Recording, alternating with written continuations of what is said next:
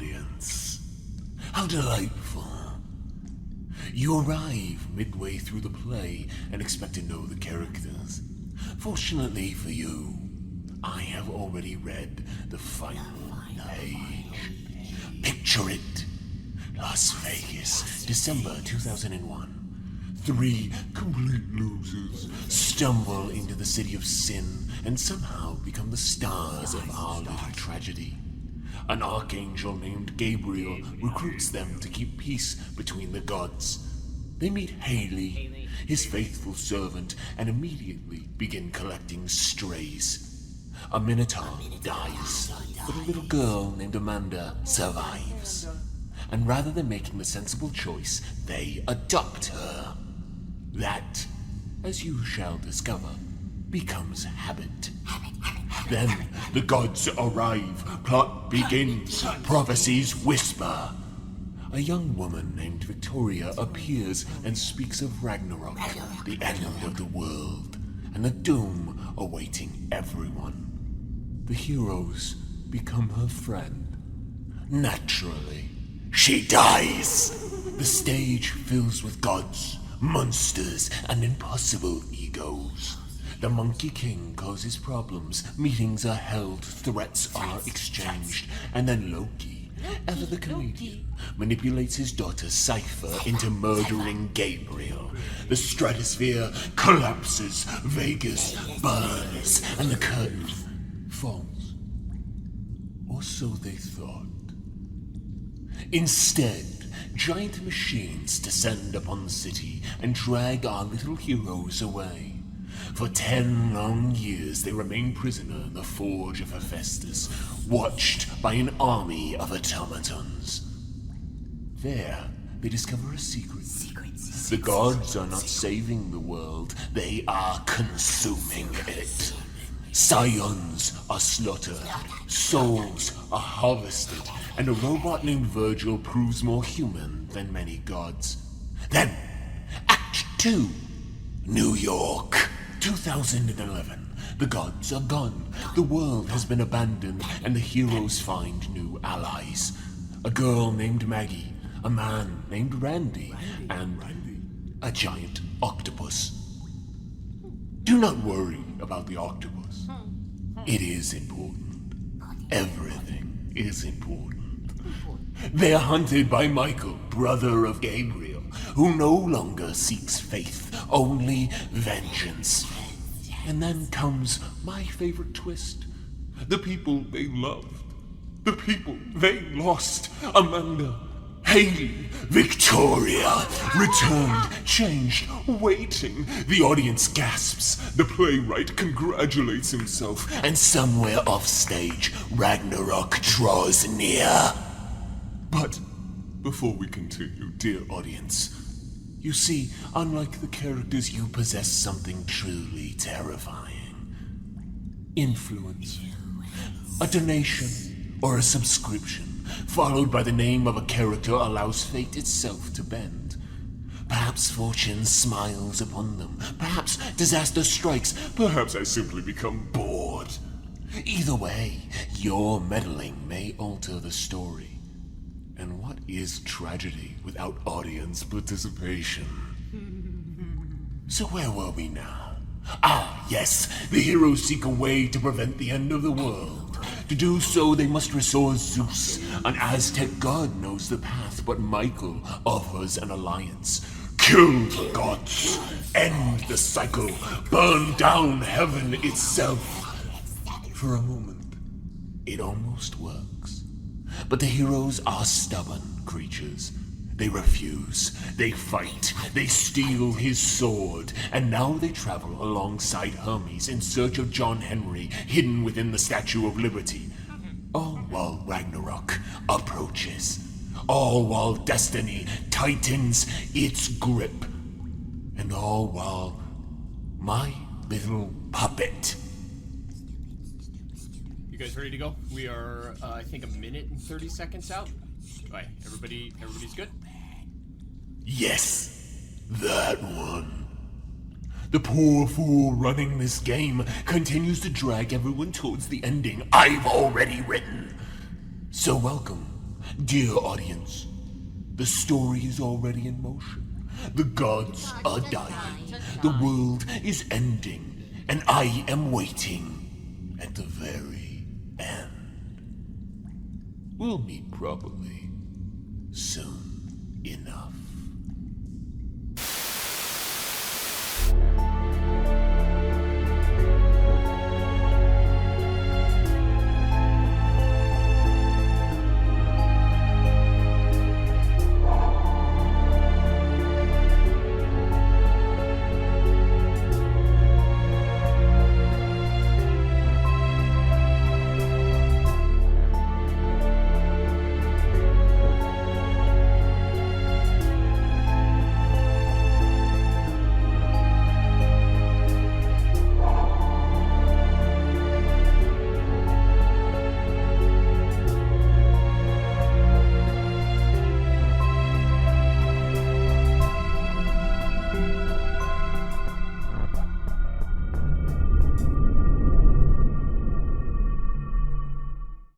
Everybody, welcome to Plastic Age Plays. This is the Onyx Path Convention, and we are Tales of Pantheons, and we're going to be running Scion for you today. I'm very nervous. I guys hope you guys like that little video I made. I'm shaking just a little bit right now.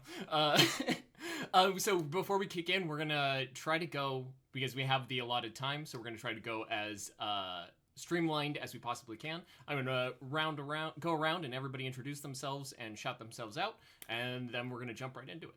Why don't we start with M? Hi, I'm M. I'm still in shock a little bit from that intro. It was really good. I'm M. I play Cypher Wiley. Oh, sorry, that was such an insane intro, Doug. That was crazy. That was so good. Thank you. You can find me at the Array on everything. And on top of that, I will also be doing a Curseborn campaign tomorrow, same time as this one. Join us for a tale of 4 Venator siblings facing a terrible threat and their childhood, and get tortured by a lovely game master because it's historically accurate to say so. So that's my shout out for that. Cool. Next up is Jordan. Hey everybody, I am Jordan Irby. I play everyone's favorite crash out, Jeremy Porter. You can find me at Jordan_Irby, and I am really excited for today's session. That is it for me. Camille. It's me, Camille, Vampire_Camille here on Twitch and on TikTok, and then Vampire Camille TTV on Instagram. I will be piloting the adorable Maggie Ray Hollis, daughter of Hades. I'm having feelings right now. I'm so excited but so nervous. And last but not least, it's our good friend Boca. Hey, how y'all doing? Boca. I play Victor Reyes. Sorry, hold on. Hi, I'm Victor. Nice to meet you all. There Glad to be here. You guys can find my socials at Boca_Bears on basically everything. So happy to be here. It's a fucking blast. I love this game. Love these people. And let's have a good game. And I am, of course, Tales of Pantheons, Douglas. I am the story guide of this. For those who are new coming into this chat, I wrote this campaign roughly 10 years ago, and I have been super excited to show it off and have everybody see it for those 10 years. I wanted to stream this 10 years ago, but there just wasn't the place to do it yet.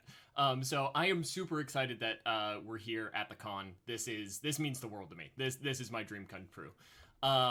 And so, yeah, with I think the only other thing there is to really like talk about is that I wanted to give a shout out. They made my day yesterday. They made my weekend yesterday announcing the new Scion Nexus, which I know Boca stayed up all night last night using. I don't know if Boca, you want to give any shout outs or talk about your experience with it.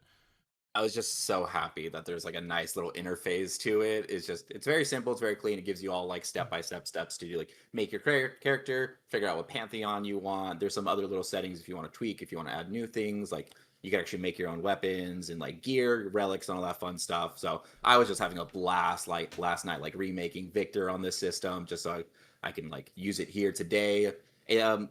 we were not at demigod just yet, so I was able to just like transfer his like base stats to hero, so I could use like their in-game like rolling system here, so I don't have to fumble on a different screen. But yeah, I know that super pumped about it. Yeah, it's going to be a huge help because it was always Scion has such a complicated character creation system because it allows you to do anything.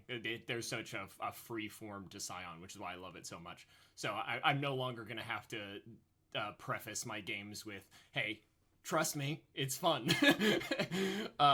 So I'm super excited for the Nexus. I saw that and I pogged live on camera.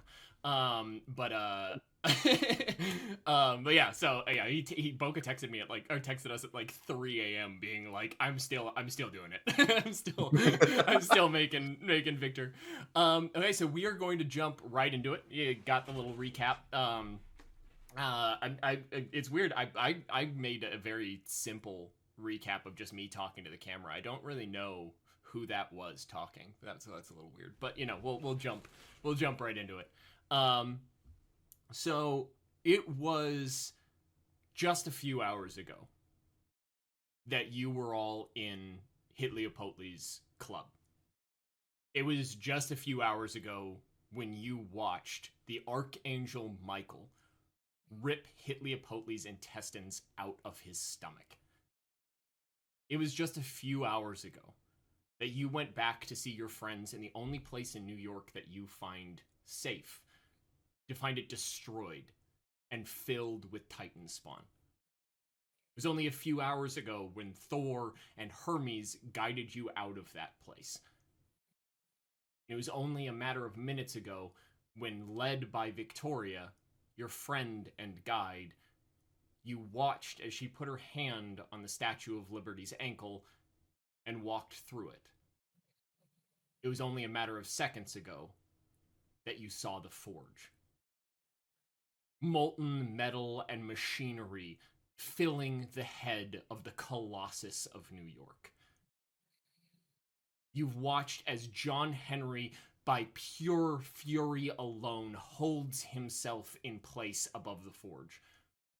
Pipes and various mechanisms leaving his veins as it pumps out his molten blood to mix with the metal. You watch as his glowing eyes tear up and leak as though he is crying, but of fury rather than sadness. The drips of molten red. You watch as he smiles at you with glowing teeth, hot to the touch, and welcomes you into his home.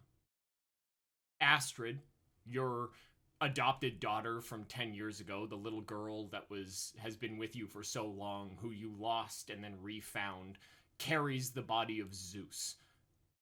Zeus twitches, weak and weary, in her hands. Your friend Esther, the creepy old hag, lies in Victor's arms, known only to him as Haley. Thor stands amongst you, Cypher periodically trying to climb him, if I remember correctly.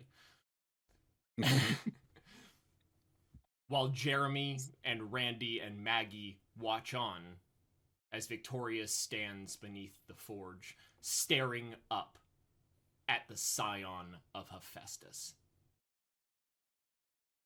His rattly voice echoes through the head and out into the city of New York, only to be drowned out by the sounds of the never-sleeping city. Well, it's about time.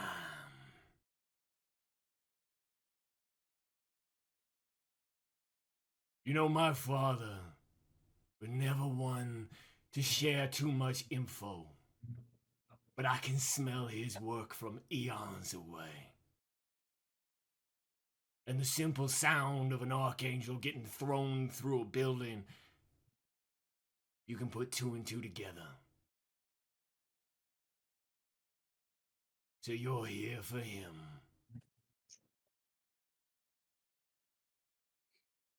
Go for it, Cypher. Can I throw a rock at him? Do you have a rock? Yeah, I keep them in my pockets. You toss a rock at him. I don't toss it. I throw it. I pelt it. Can I ask why? Can Victor just put a hand over Cyber, just like, please no, not yet, not yet. Not yet. He's doing a whole evil speech. Are we gonna let him aura farm on us? Like, not letting him aura farm on us. I don't think it's evil. I think he's just monologuing. Yeah. But Victoria kind of looks over her shoulder as like you go to throw a little rock that you have in your pocket, and Victor's like kind of trying to do that as Thor looks down at you like, "What the fuck are you doing?" And Victoria kind of looks back at you guys and goes, "This is it. This is the time. If you have the artifacts, now is the time to give it to him." Can he move? Is he all right is he going to forge it? The man attached to the wall. So as you're looking at him and you point that out, you notice that within his various mechanisms that fill the head of the Statue of Liberty, there are automated systems. Like, there are hammers that are just like raising and like smashing metal into shape and creating seemingly what looks like knickknacks or useless things.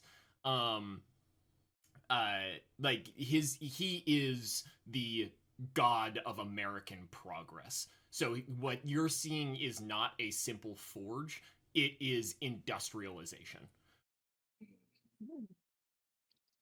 Yes. Can I pocket a bunch of the random knickknacks for later? Yeah.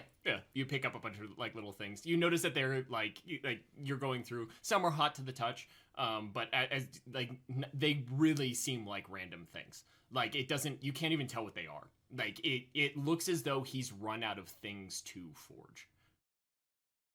All right, let's give him the stuff. I say, pocketing more shit.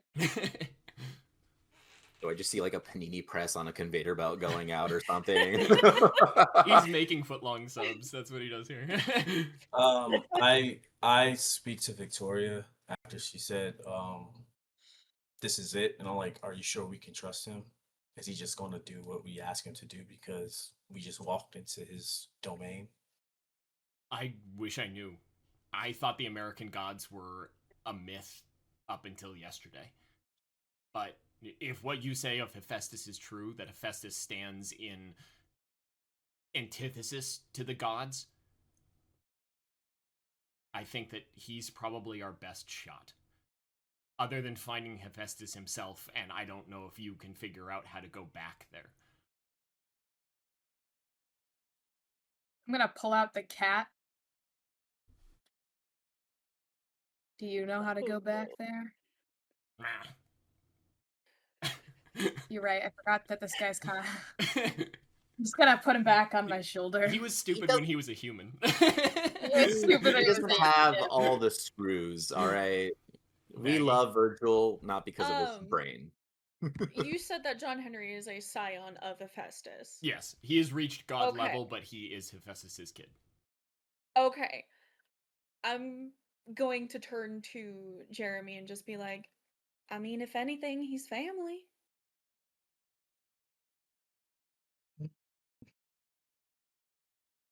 You consistently use that word for people that I don't know, but we're here. You guys kind of got a Greek party rocking in here. You got Zeus, Hermes, two scions of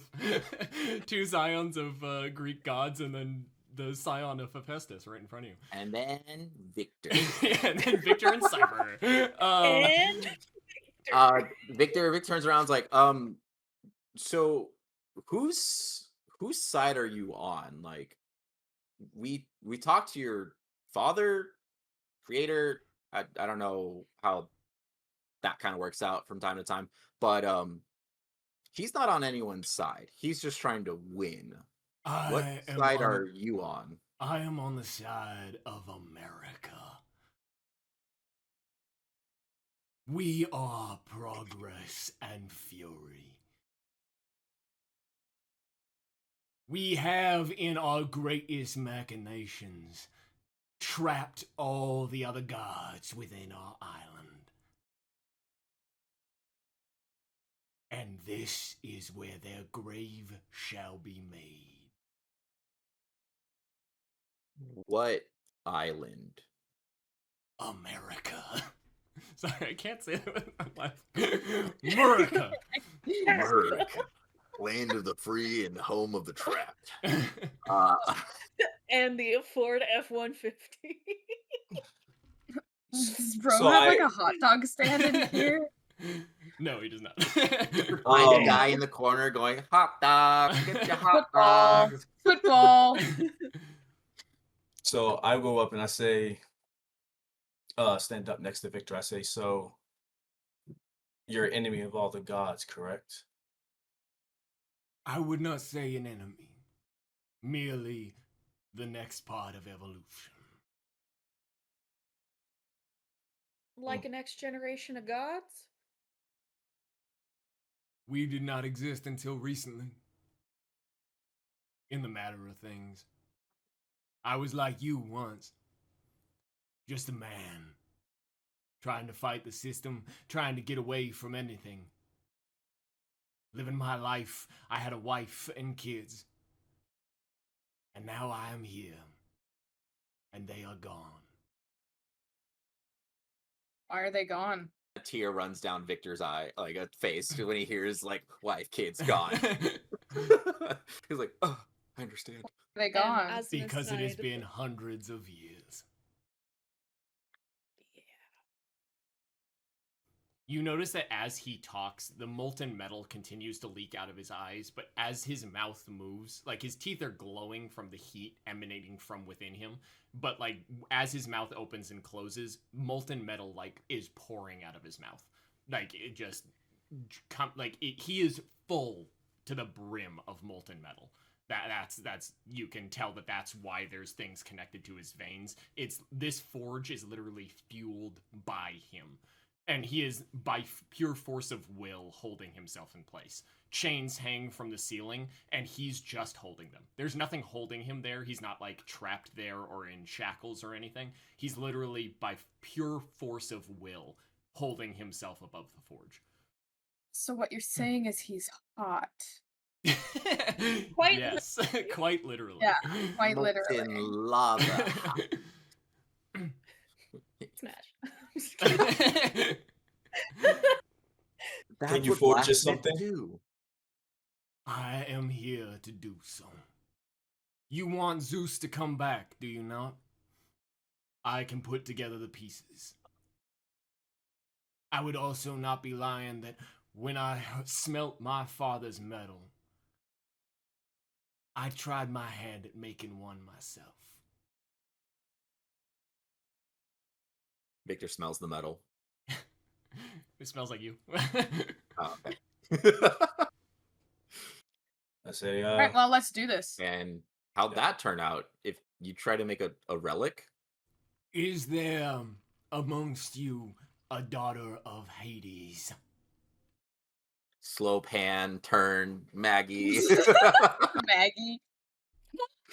My father makes weapons. I see what he did with you three. A shield, a helmet, a sword. But armor does not make a warrior. That's where he always went wrong. I don't know why I'm doing this. He falls. But armor does not make a warrior. Without the spirit of the man inside, a suit of armor collapses and a coward runs away. Daughter of Hades. He looks over to one of like the anvils that like the conveyor belts are like pushing metal onto. Yours. The spirit of your little god breaker. Did my father ask you to make this? No. I did it 'cause I'm nice. Well, I appreciate you. Do you go up and I'm collect it? getting Oh Stop. yeah. Okay. I am looking at the user's manual right now, Doug. Oh my god. So yeah, you walk up and you see a like a chest cage kind of chest bodice thing. So it's I don't know how to explain it. We talked about this earlier. We did. Yeah, Because it's you asked me about it. yeah. So it's like the top of a what do you call it? Underbreast corset. Yeah, like the top of a corset. Yeah. That but it's gold and bronze jewelry that kind of like follows a figure and comes down and has little arcs and angles, and when you pick it up it kind of looks almost as if it's a skull, like the bottom half of a skull. And yeah, you hold it in front of you. Do you put it on? Yeah, I'm putting that shit on. Okay. Damn fit. The second you link the chain in the back, putting it on, the world gets quiet. You can hear everybody else, but there's no longer yelling. There's no longer screaming. There's no longer people asking for help. For the first time in your entire life, there are no spirits claiming death. I break down into tears. And That- just lightly from my headphones, all you guys can hear is like the sounds of just, you know, goth rock. So quiet. Maggie's like crying, Mhm. or like softly crying. Like just there's like a tear, like a few tears starting to slip down her face. Hey, what'd you do to her? No, Why is she crying? I can Help. finally just. Why I don't are you hear- holding your arms out so theatrically? Why is she crying? What is going on? Evil. Evil! I don't hear them anymore. The dead people? Yeah.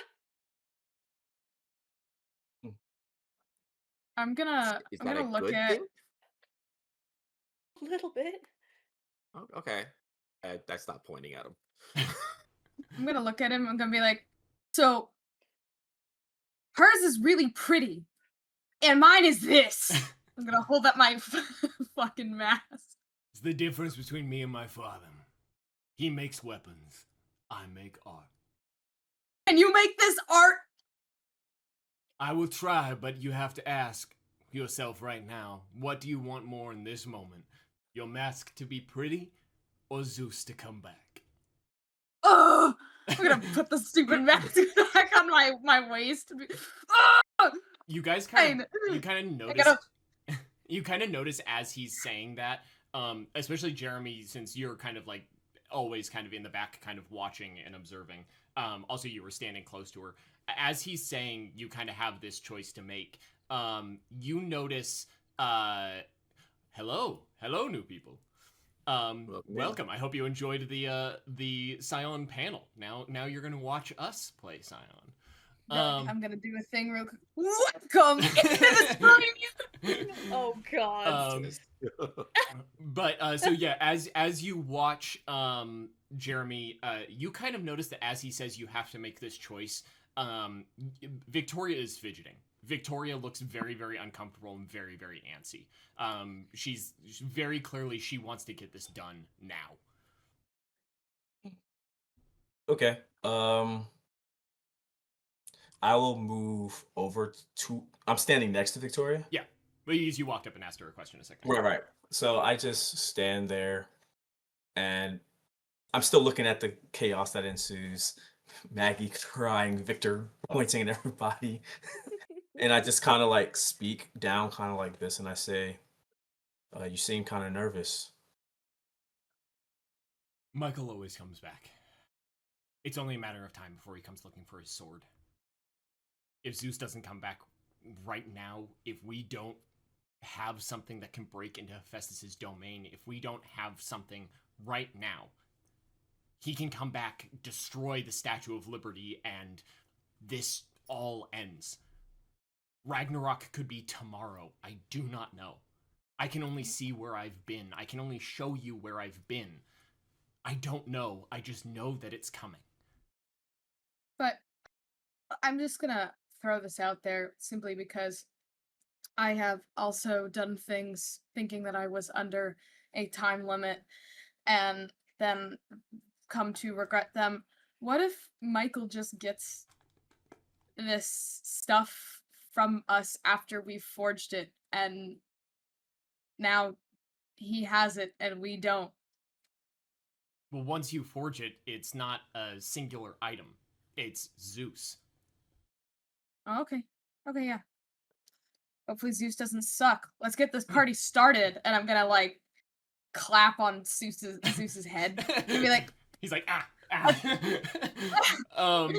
You watch as you say that, Astrid walks up to the main anvil and lays Zeus on top of it and takes a step back.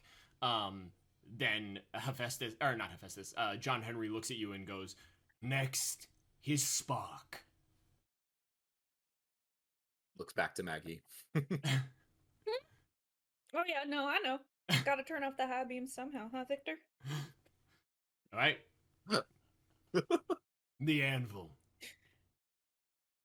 I walk up and set them As you on the place anvil. as you place them on the anvil, you watch. You know that they've been kind of pulling towards each other while you've been holding on to them. And you watch as both of them, without anything in between them, just immediately go and snap into one pure orb, and it radiates a significant energy. You can feel its divine energy right in front of you, and there's a part of you that recognizes that if you were holding it while it had connected, part of that divine energy would have become one with you. But it is now on the forge. As you do that, Jeremy, you feel a hand on your shoulder. Your father, Hermes, puts his hand on your shoulder, and you feel his hand start to vibrate like it did before. And he draws Michael's sword and offers it to you. I just look at him. I say, you could have just did it yourself, but okay. You deserve this. Sure. I grab it. You Am I shaking? No, Or- he is offsetting your shake. So Okay. And then I take one look at Astrid and Victoria, just try to and Randy. Mhm. And I replay the words, and I kind of whisper to Hermes, and I say, I don't know which one it is, but let's hope this exposes them. And I'll walk up to the place, and I'll put the... okay, you lay the sword down next to Zeus. Lastly, John Henry looks up and stares at the giant form of Thor and goes, and I believe you are my power. And Thor kind of like looks amongst you. As he does so, he kind of glances at Randy, who's still standing in the back of the group, who's staring at him, just glaring at him. You can tell that Randy's kind of shaking a little bit. And Thor just kind of goes, okay, and wanders over and grabs two of the large pieces of machinery, and you watch as he just crackles with lightning and thunder, and lightning and thunder just begin to just go through the entire system. Yes, Boca. As everyone starts putting their pieces together, Thor coming in closer, Victor is going to activate his gauntlets because it's in like the center of the room, right? Yeah. He's going to put up shields around it because I don't know how much energy is going to come off of this, and I want to conceal it as much as I can because I don't know what's going to happen. I've never seen a god be remade again, so he's just being protective of everyone and forming a shield around the anvil, around Thor if he's like close enough to it, but just like basically make a dome around it, and he's just like concentrating super hard to make it as like tough as he possibly can. Okay. Yeah, so the process begins. You watch as hammers rise and fall, and you see as John Henry strains as more of his molten blood gets pulled out of him. He looks at you with his glowing eyes and goes, "This will take time. Make yourselves comfortable. Try your best to stay alert. It will take time." How much time? Don't ask the man who's grunting. Yeah, he doesn't answer. He goes back into it, but yeah, time begins to pass. You guys lay Esther down on like a little cot near the back, as time passes, you watch as you guys move around the room, have various interactions. At this current point in time, Astrid is sitting at one end, her back against the wall while Victoria lays in her lap. Randy is staring at Thor, not moving, just glaring at Thor. Esther kind of mumbles to herself on the back cot, and you guys have a moment of peace and quiet. Victor, no, he is fully concentrating to make sure that nothing is going on. Like, he is, like, if you guys try to talk to Victor, he won't. You'll just see, like, just a full face of just concentration, focusing, just keeping the shield up in case something goes wrong. Yeah. I am going to look around and see if there's anything particularly weapon-shaped in here that I can pocket. I mean, there's Michael's sword. Other than that, there's like dagger, like kind of makeshift daggers. Very simple, little things. Nothing crazy. Doesn't need to be aggressive or anything, but I'm taking all them daggers. Okay. You pocket 3 daggers. My pockets are so full, dog. Is there a good old American gun up in here? Is there a good old American gun? Is there a hot dog stand and a football? Sorry, the corner slowly creeps in. A Ford 150. You do not see any guns. You notice that even amongst the daggers and kind of weapon-shaped things, you can kind of tell that John Henry doesn't make a lot of weapons. The daggers themselves are more ornate and pretty or interesting looking than they are really usable. He's not someone who makes weapons of war. He's someone who makes pieces of art or, pretty things, or necessary things. Like, you see a lot of gears. That's like the number one thing that he makes before it starts getting into scrap. It's mainly that is so anti-American of him. But yeah, just want to point that out. Well, that it's not his purview, that's Uncle Sam's. But no, that's right. Yeah, but yeah, so you see, it's a lot of like industrial things or pretty things. He is progress. He is not regression. But yeah. So do you guys have anything that you desperately want to do in this moment? Randy is standing there. Victoria is laying on Astrid's lap. Esther is mumbling to herself. I am gonna try and talk to Randy. Okay. I was gonna do the same. Okay. Hey. The two Greek Scions walk up to Randy. He's standing there staring at them. He's not moving at all. That sounds like a joke. 2 Greek Scions walk into a bar. Yeah. Hey. Hey. He must have had a good reason. You keep glaring holes into the back of his head. Every time I look at him, I keep seeing my mom die. Just over and over again, and I can't look away like some sort of train crash. I see her on the floor begging, and his hammer again and again and again is him. He's the one that killed my mother. He's the one that I'm fate-bound to. I know it.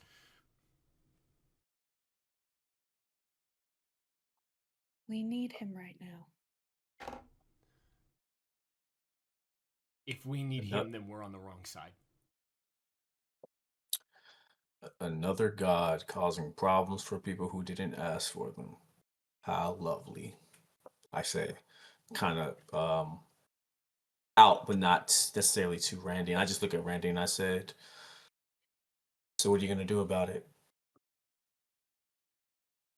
He sits there. What do you want to do about it? I'm going to kill him. We've talked about this. No.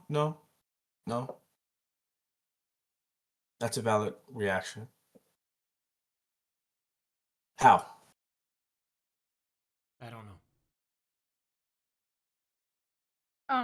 Can I have heard this and come over? Are the 2 Greeks okay with that? Sure.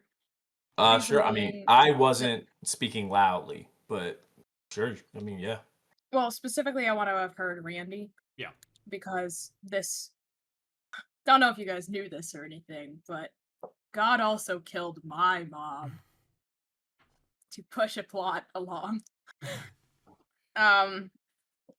So I'm gonna kind of go over, and I'm gonna kind of tap on his shoulder and then grab his face and make him look away from Thor. I'm gonna, Gabriel killed my mom, and I was also hell-bent on revenge.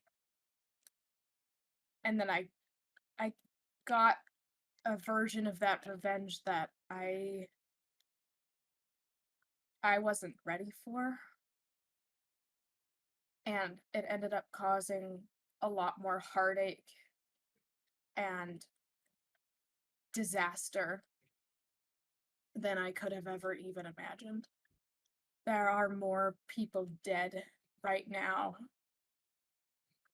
because of how I reacted and the choices I made because of what a god did to me and my family than there would have been if I had gone any other route of healing.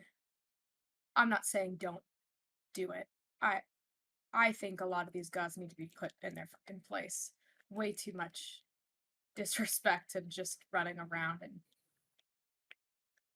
it's horrible. But we're not strong enough to make those shots yet, to make those calls. I'm not telling you not to kill him. I'm telling you to buff up. Clearly you can do something. You were opening portals and shit. Buff up.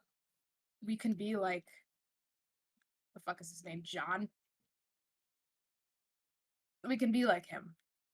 He's stronger than he once was. We can get there. But clearly it took him time. You're not going to win this fight right now. I'm not positive any of us are. You watch. So just think before you choose. You watch as he very quietly just pulls his chin out from your hand and turns his head back towards Thor without saying another thing. As the three of you kind of interact with Randy, something breaks all of your concentration. Esther starts screaming. Bloody murder. Screaming. Oh no. Oh no. Oh no. What do you guys want to do? Rush over there. Yeah, I guess I'll go over Victor! that. Victor's too concentrated. He cannot hear this. I'll walk over. I'll go over to her. But I'll Oh, be perfect. keeping an eye on those three still, though. Okay. I'll stay with Randy if the other two are going over. That way Randy doesn't Yeah. jump in and fucking murder I'll- everybody. I've got a yeah, hand I'll on head his that way. shoulder. Okay. You guys run over to Esther, and Esther is just screaming in pain. Her body kind of distorts and folds in on itself as she's just kind of moving around on the cot, screaming and screaming and screaming. As you guys get up to her, she looks directly at you, Maggie, and just goes, "Poison! It's the poison! Plague comes! Angels fallen! The plague priest is here!" Like Christ. Uncle Nurgle? What are Astrid and Victoria doing at this moment? As soon as she starts screaming, they're both getting up and moving over to Esther as well. Remember, Astrid cares about Esther a lot, so they're both moving over quickly. Can I go? How easily can I get out? It would be relatively difficult, or like out of this room. I just want to open sky. Open sky. I mean, you can definitely try. So you can see right outside is like the roundabout outside of the head of the Statue of Liberty. So you can exit, but you're just above everything. That's fine. I just want to be out under an open sky. Okay. Yeah, you start going. As you start going, you pass Astrid and Victoria as she moves, and in this exact moment, Cypher, you feel Randy pull away from your hand as he, in the chaos, yells at the top of his lungs, "You killed my mom!" I'm grabbing him. You go to grab him again. Oh, no. Thor looks over his shoulder and goes, "No, I didn't." And he goes, "Yes, you fucking did. You killed my mom. I saw you. I remember you. You killed my mom." Thor is still charging the energy, goes, "I don't kill humans. I've never killed a human. What the fuck are you talking about? I don't kill humans." I'm gonna intervene here, for the sake of not wanting to deal with that. And I'm going to, let's see here. Can I spend a momentum, guys? Yeah, go for it. The pain of dishonesty. Spend momentum, and anyone who lies directly to you suffers 1 health damage or a -1 injury condition of your choosing. You choose whether or not to inflict the damage, automatically alerting you of the lie, though it does not automatically reveal the truth. You also know the severity of the lie and therefore can choose not to harm someone who is lying to preserve someone's feelings as opposed to lying to obstruct a criminal investigation. You're casting this on Thor? Yeah. Okay, you do. You don't. He's not lying. I'm a dog. I just used like my powers and shit. He's not lying to you, and I'm gonna start dragging him. I think I'm stronger than him right now, right? So you go to drag him, and you're not. Ooh, okay. Well, new plan. 1 second, let me switch back to my other document. Yes. Switch back to my Man, other document. Jordan. I choke him out. No, I'm walking out. I haven't made it outside yet. I'm pretty sure I heard him start screaming. Oh yeah. So This I is stop. Like that started happening like as you're walking. I stop. I sigh. I turn around, and as I see him pulling away, I want to speed to him, not using any my regular speed, and I want to say, as I'm doing it, I don't know if you guys have seen Naruto, the double lariat, where you take your arm on someone's neck. I want to run up. I want to do that, but as I do it, I want to take my right leg and sweep his legs and force him down onto the ground and hold him down with my knee. Okay. And say, this really? is not the time. Wait. We'll see if it happens first before you start talking. Really quick. I mean, So I'm just describing my action. Yeah, you're doing that at normal speed. You said. Well, I'm fast normally. Yeah. But okay, so you start moving. I'm gonna do a series of beats, all happening at the same time. So you go and you're immediately beginning to rap, like go for the rap. You're doing this as you're passing by Victoria, who's letting Astrid go ahead. Maggie, you're still sitting next to Esther, and Cypher, you're attempting to hold back Randy as you're feeling that Randy is significantly stronger than you for some reason. Randy is all the while screaming what happened to him, yelling at the top of his lungs, "I was under the table! You bashed your head in repeatedly! I saw you do it!" To which Thor goes, one second. To which Thor goes, I told you, I don't... Under it. Oh fuck, Angraboda. And you go to wrap your arm around his neck, and he lunges forward. A green portal opens up in front of him, and from the other side, a giant wolf appears through the portal. It lunges at Thor and wraps its giant maw around Thor's neck, and you hear in that moment, Jeremy, as you're going for it right next to Victoria goes, "Fuck, Fenrir," and you watch as the two of them just poof through a green portal, and the electricity stops and the machines stop pumping. I'm killing Randy. Wait, okay, I guess there's nothing I can do about that then. So I I was gonna don't use my co-sign. power. I was gonna use my power to change his fucking memory temporarily. Damn. I was like, that'd be really useful right now, but that's okay. Yeah, so all of that happens in like a blink of an eye. It happens before you guys even recognize what's going on. You watch as the machines stop, and Esther stops screaming for just a second. Just a second, enough for you to feel the building shake. And outside of the window, upon the roundabout around the torch of the Statue of Liberty, you see him, your good old buddy, Michael, slowly rising up to his full height, though you watch as he stumbles a little bit as he does so. John Henry roars in pain.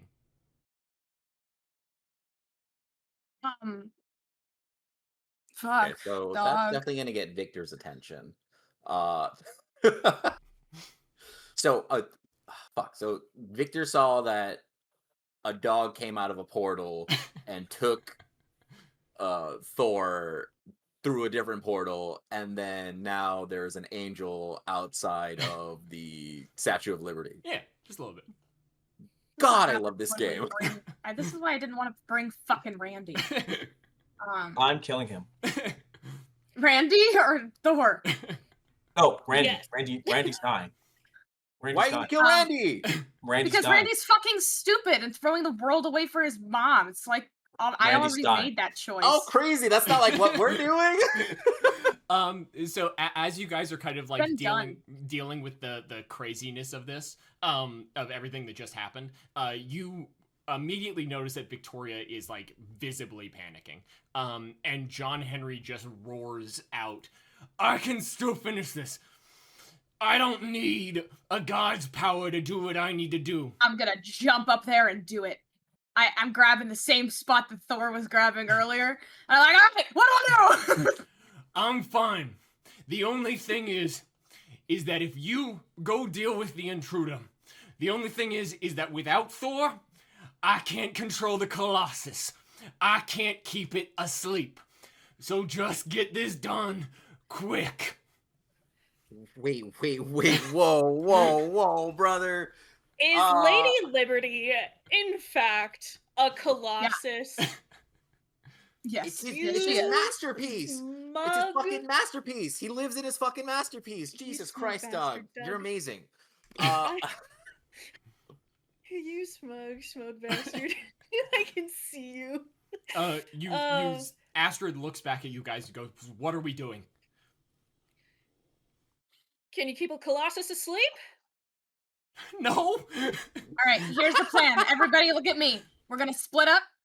We're gonna do half of us are gonna go find Randy and Thor. I think that the best person to start on that would be fucking Jeremy, because Jeremy is able to find people. I don't know, with some fucking magic shit, and then the other half of us are gonna focus on Michael. Pick a side. Hermes Is Randy gone? Yeah, Randy's gone. Randy and Thor are both gone. They fell into a green portal. Hermes steps behind you and goes, "Whatever you need me to do, I'm here for you as well. I'll help." You and Hermes go find Thor and Randy. The rest of us will hold them off. Fine. And I just Hermes stand for it. Hermes looks at Jeremy and goes, "If you want to be with your friends, if you want to fight this fight, I can bring them back. I'll do it for you." Kind of look at them and I'm like, no, I'm like, Try They not to aren't- be smug they about aren't Jeremy fighters. bonding. Listen, I say, you bring them back, but Randy's head is mine. Deal. You see Hermes just turn and just in a flash of light is gone.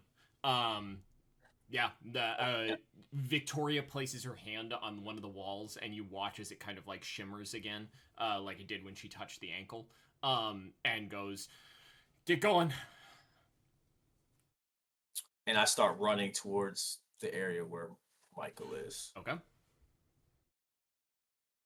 Yeah, I'm right behind him.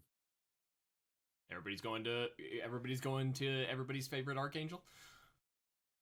Favorite's a Yes. stretch, buddy. I would. You should watch the show. All the VODs are on YouTube. Tales of Pantheons. Indeed. Is Shameless plug. is it nighttime or daytime? Nighttime. Nighttime. Perfect. Daytime. I would like to. I would just like go to nighttime, cast daytime? something on Gabriel. I don't know if cast is the right word, but enchanting evening, imbue one legend. On who? On Michael. On Michael? Michael, sorry.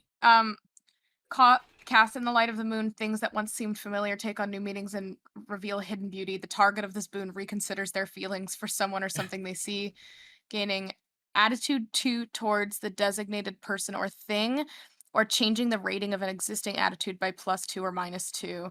The target's player chooses the exact nature of their change of heart. This boon simply forces them to make a change.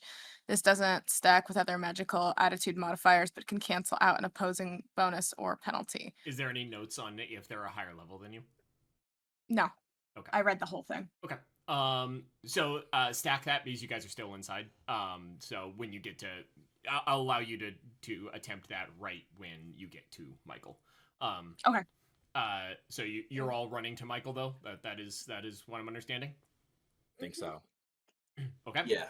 So you all book it to Michael.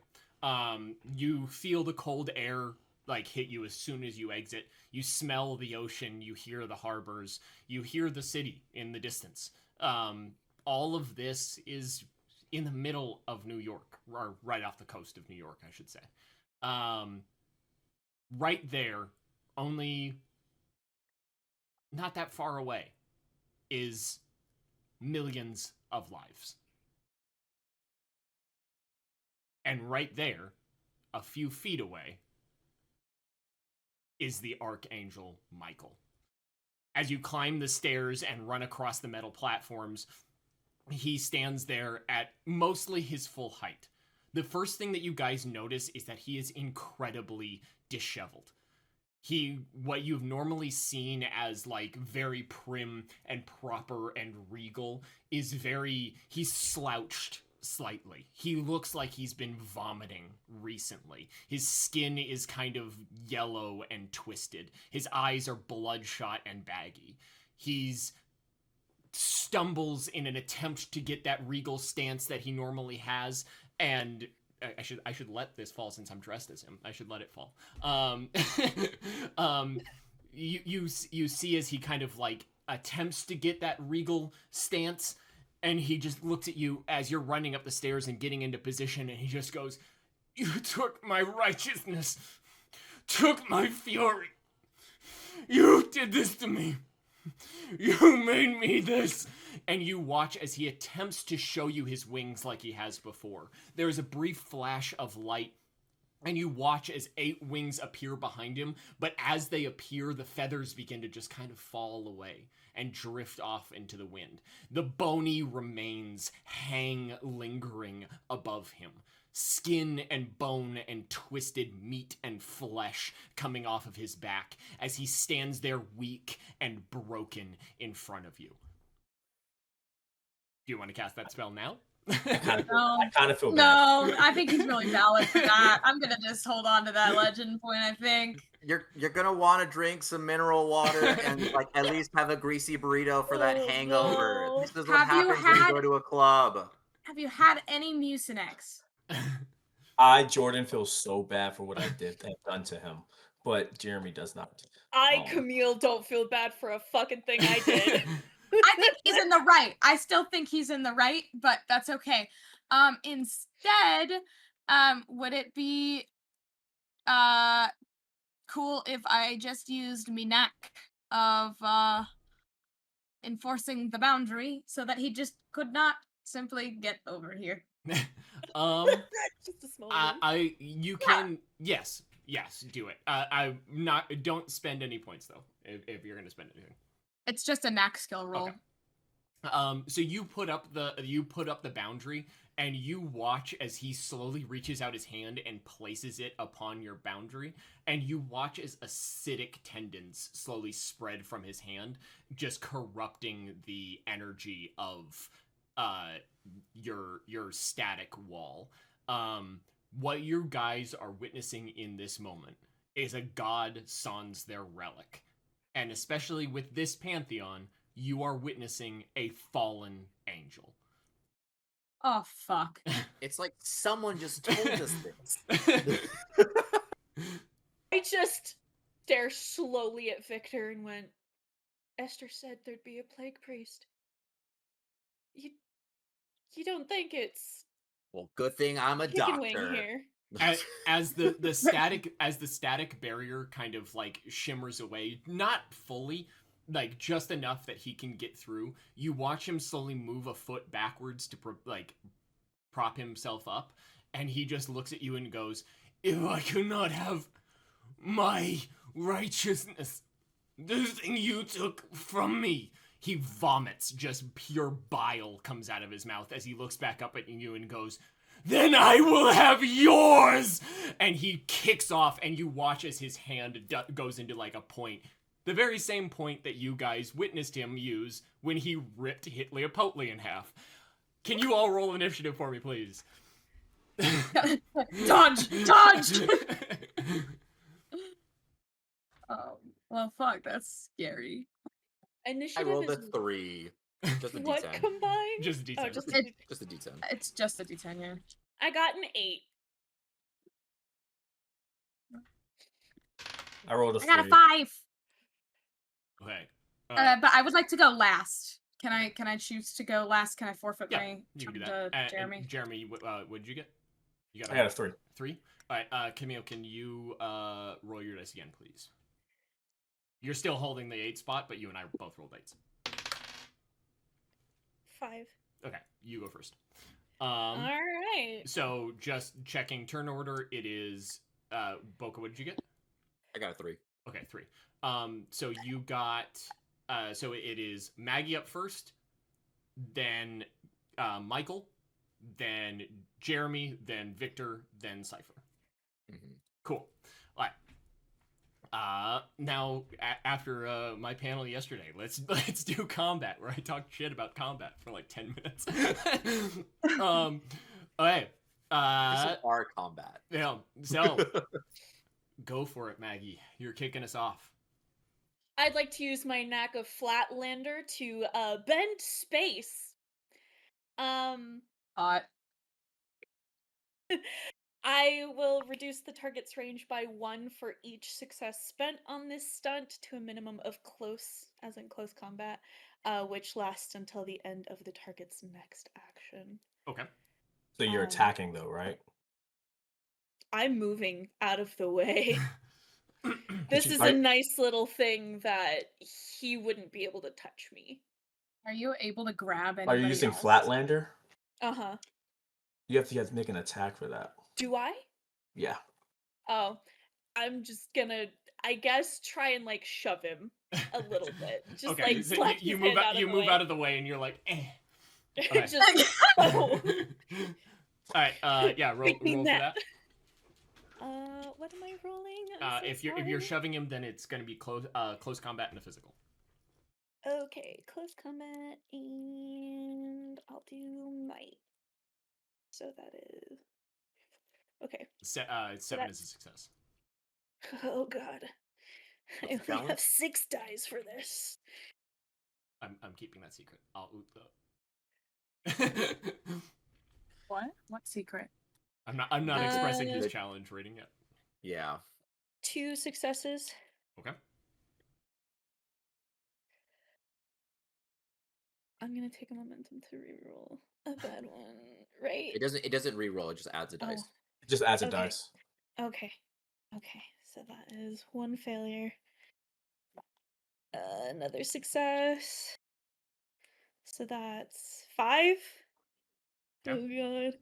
And then did you add the enchantment from Flatlander? Oh, the I didn't. enhancement? Yeah, you get one. What- Like you gain access and one enhancement. I got 6 successes, and then what's the enhancement? I just get You just roll one more die. It's another dice. oh, okay.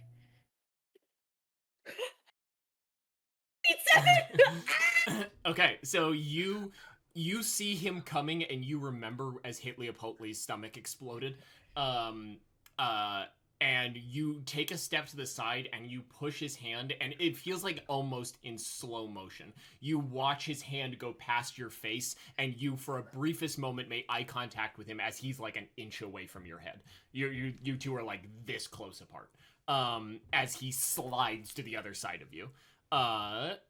He turns around and he rises up to his full height, and he looks at all of you and he just goes, "You will give it to me. You will give it to me."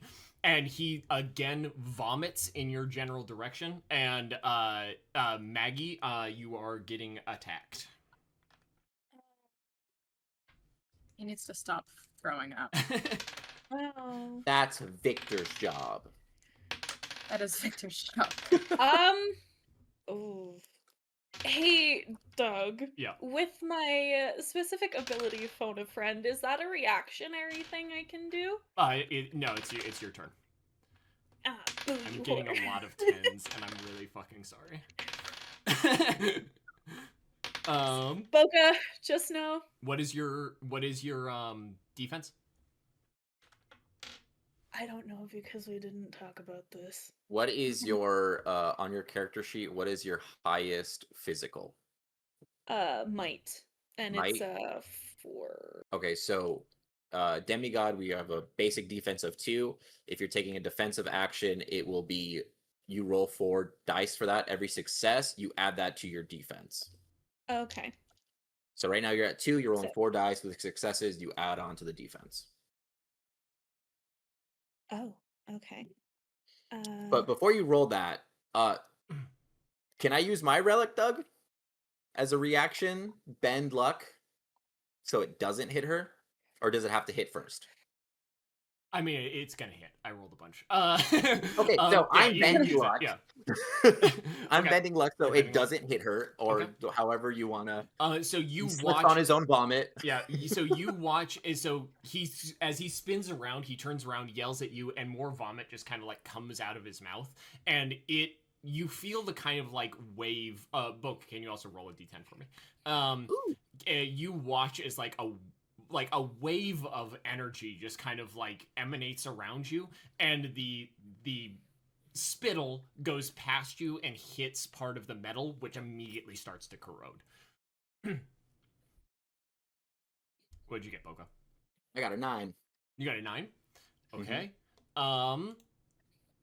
He's doing it Also, again. Maggie. What? He's doing it again. Why is he doing this?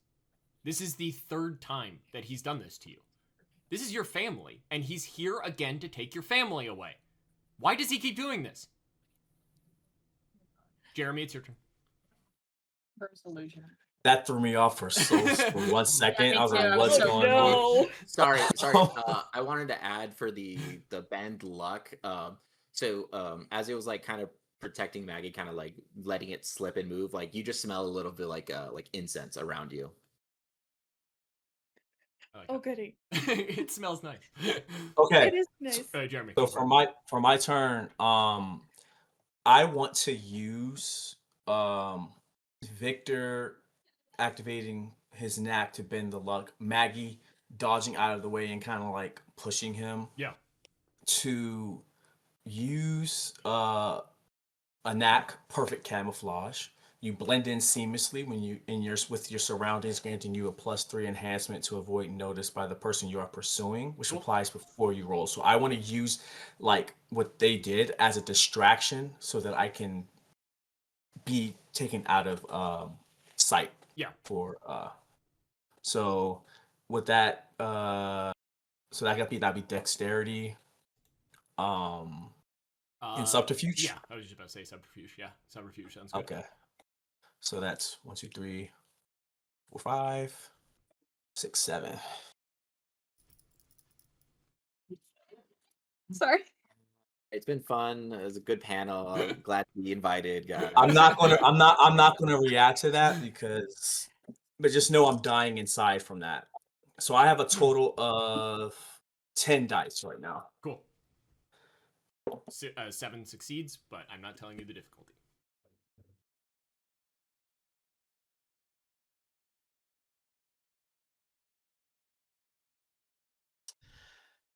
Dang it. Wait, 1, 2. Excuse me, sir. I only got 4 successes. 4 successes? Only 4. And your goal is to try to hide from him, right? To kind of blend into the surroundings around him. Just double checking what you're trying to do. It says you blend in seamlessly in your surroundings, granting a +3 to enhancement to avoid notice by the person you are pursuing. Okay. And you got 4 successes. Yes, so I did not pass. You blend in. He can't see you. Okay, never mind. I did pass. So yeah, you move using your military training and like as you're getting used to your powers at this point. You know, you're a demigod at this level. You're able to move in a way, and he's so distracted and so distraught and sick that you're able to move into a position that you don't think that he'll notice you. Like you've completely slipped out of his radar. Victor. Yes, sir. It's you. I am rushing him because he is trying to take my family. Why There is is he no. doing that? Why get your own family? To be fair, you killed his brother, so I mean, you guys took away part He of his. still has more One- siblings. Don't try to do One that. person did it. Whoa! He took my wife and my kids away before I even met this fucker. All right. Okay, you rush him. Yeah. I'm just gonna do just like a full on trying to make space for Maggie, so I'm in between, rushing to it and using like the shield as more of just like a shove and just like knocking him off balance. Okay. Roll for it. Okay, so let's do close combat and let's go might on this one. Close combat, might, 7s. I got 1 success. Okay. Hell yeah. You rush and you bash into him, but you feel as he slides a little bit and then just kind of grabs the top of your shield and just like is staring at you over the edge of your shield. His eyes bloodshot and baggy, just like looking down at you like I look right back. I look right back at him. I'm like, I'm not moving. Kiss. Never again. Okay, Cypher, it's up on you. So he's not moving towards attacking me anymore, right? No, right now he is locked in a That hold ruins with my plan. Victor. Mortal Kombat. My plan was so cool, guys. You should have let him. You should have let him keep coming. instead I of getting promise you will have attacked more here. opportunities. No, I was gonna eye for an eye that bitch. He was gonna scoop out my insides. He wasn't gonna have insides anymore. You still take the damage. You know that, right? Yeah, but then it gets rid of his insides. It'll be a lot easier for you guys to kill him. Used it on me in the subway station when I slapped her. Alright. Yeah. All right. So I've got death by teacup. When you use an improvised weapon, it becomes as deadly as anything designed for the job. It takes on the profile of any existing weapon in similar size or shape. A teacup becomes brass knuckles, or a punch dagger. Shard of glass becomes a knife, etc. Must appropriately fit the similar size and shape as described by the examples listed. Oh, that's cool. Is as there? fuck. I know, right? Any shot that this guy has already destroyed some of the area around me. So he did vomit and cause an acidic thing on some of the metal. Yeah. So this metal that's just like giant hunks of metal that I can grab at. Yeah, I'd say you could rip off a piece of the railing. Yeah. I'm turning it into a sword. Are you turning it into his sword by chance? I don't know if I'm. No. I don't know if it tells me I can do that. You can't do that. I mean, just like Damn. make it look like Yeah. a sword. Here's your a little relic bit of back, a bro. fight. Yeah. Here, bud, just stop. Yep. Damn, take it. I don't I care. kind of wish I could turn it into a gun. I don't Let's say think that's mundane possible, weapon though. it just So makes it's it so that you're improvised weapon. proficient basically with it like a regular Yeah. weapon. So yeah, and now I got a sword, and I'm gonna fucking run it over, and I'm gonna go behind him, and I'm gonna slash at his back with it. Okay. But I don't. It's basically making it so I'm proficient with it is what the thing is. Okay. So, do I add anything on top of everything else I'm already doing? Because it's gonna be like close Whatever. combat and probably dexterity. I think it's just one enhancement. Yeah. So you get an extra dice. Okay, cool. Cool. All Roll for right, it. so 5, 6, 7. Okay. Seven beats, and I am not telling you the difficulty. So far, we've seen a 7 beat. Could be 2. And a 4 beat. Okay. We Yeah, got that surprised one me. 9, 1 8, another 9, another 9, Wait, another Jordan rolled a 9, 4 for hiding? Yeah, and it a succeeded. 10, Well, that's a different stat itself, so. a 9. Okay, those all passed, and then I got a 10, so I can roll one more for a 9. Okay. How I'm many too good. successes? I'm too good.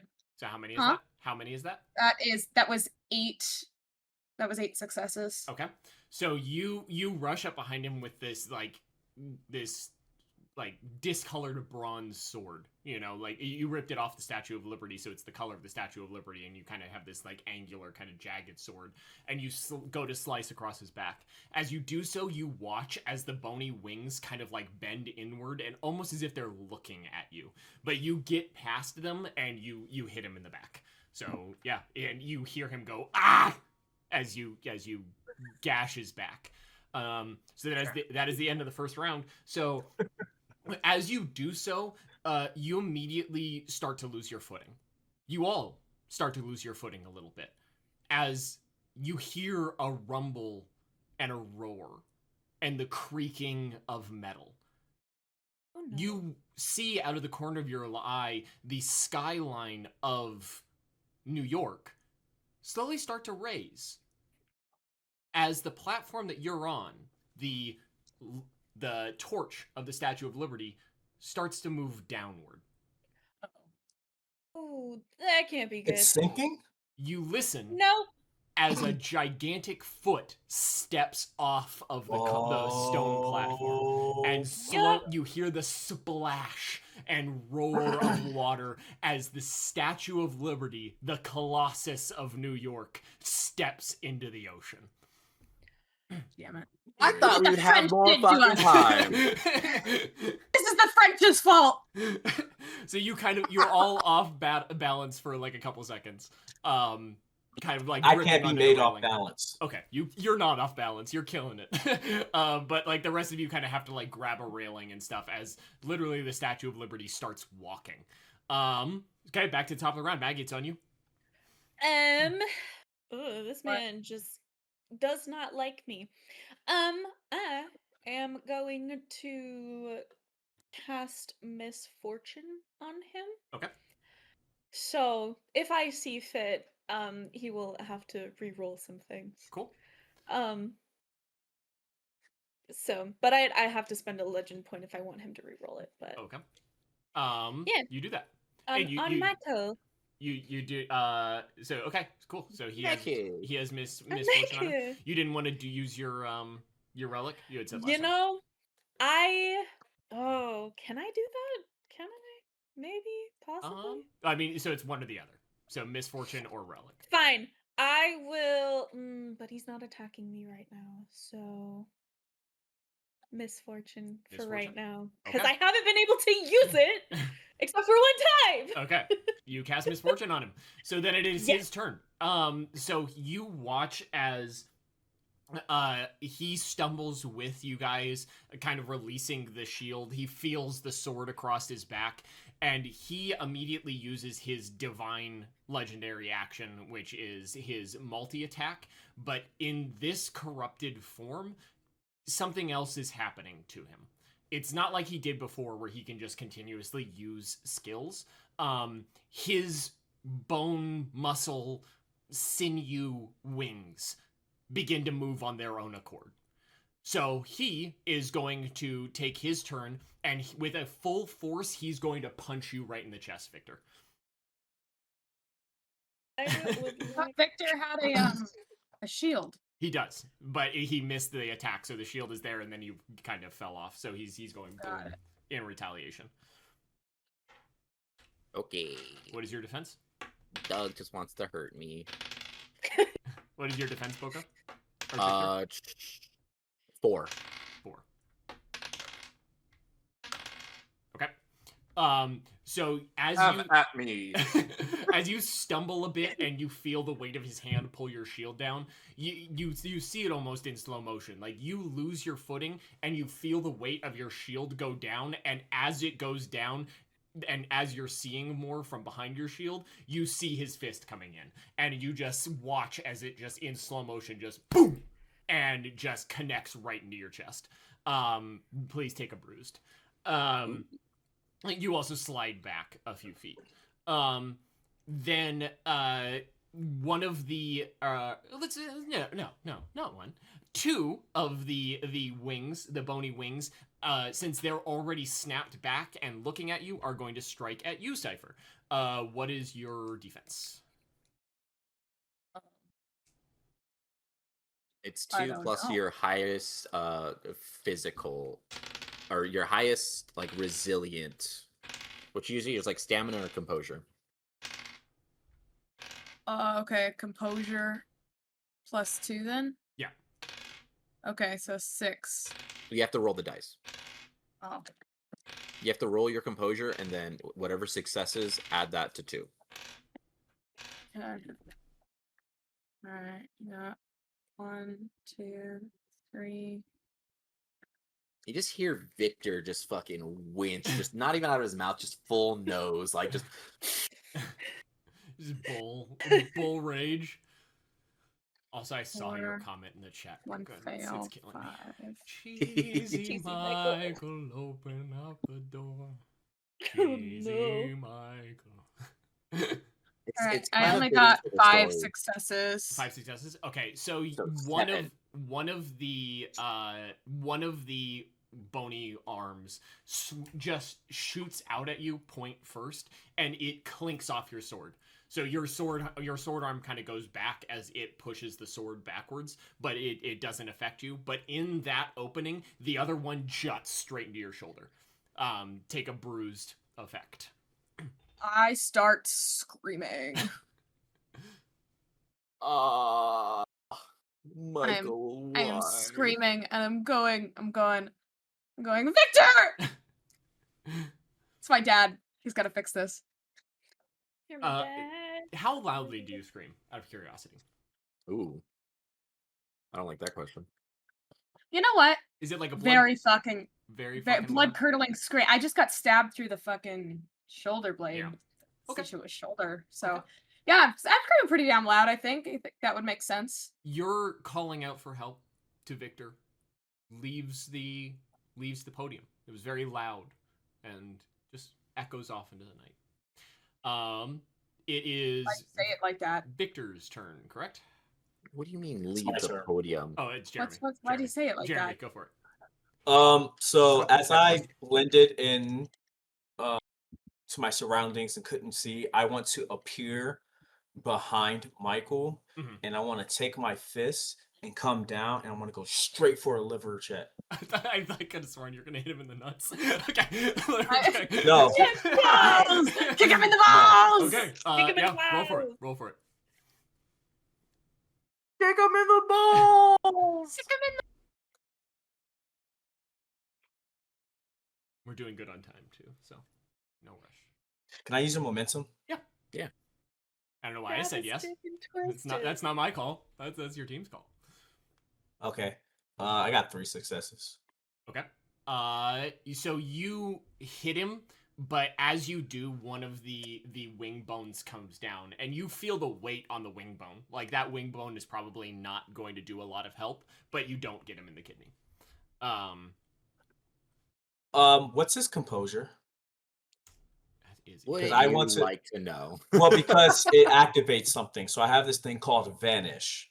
After resolving an attack, I can vanish from the target's line of sight, and they may not target me with an action until the start of my next turn, but my successes have to equal the target's composure. Okay. So I need to know if I can meet that to be able to vanish again. Try it. I'm not telling you his composure. Well, no, it has to be. You take my Okay. roll He already. just rolled. Oh, okay. Take my So what did you get? I think I said 3. 3? 3 or 4. Oh, I okay. don't remember. Against his composure? No, it does not. Close. Okay, well, I don't vanish. Close. I'm there. He sees me. Okay. Victor. That's my you. turn. God, okay. So hearing Cypher, I heard Cypher scream, right? Yeah, Or of course. okay.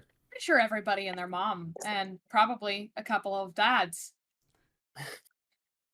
What? Maybe even That's such a weird way to say that. heard Cypher Maybe scream. someone's uncle. I don't know. Huh. Probably a Possibly, couple. Maybe someone's dog. possibly a three-headed one. Exactly. Yeah. Oh. I'm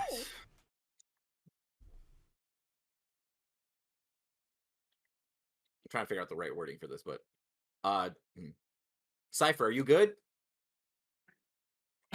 No. Can you throw me Virgil? Is that gonna can be you this roll an turn or next athletics and dexterity, please? Just the To toss the unmistakable cat? scream of Yeah. a cat. You throw the cat Right? off of the Statue of Liberty. That's not what I Okay, wait, what am I want. rolling? What am I rolling? Athletics and dexterity, please. Okay. What do I need to roll to catch? 7. Athletics and dexterity.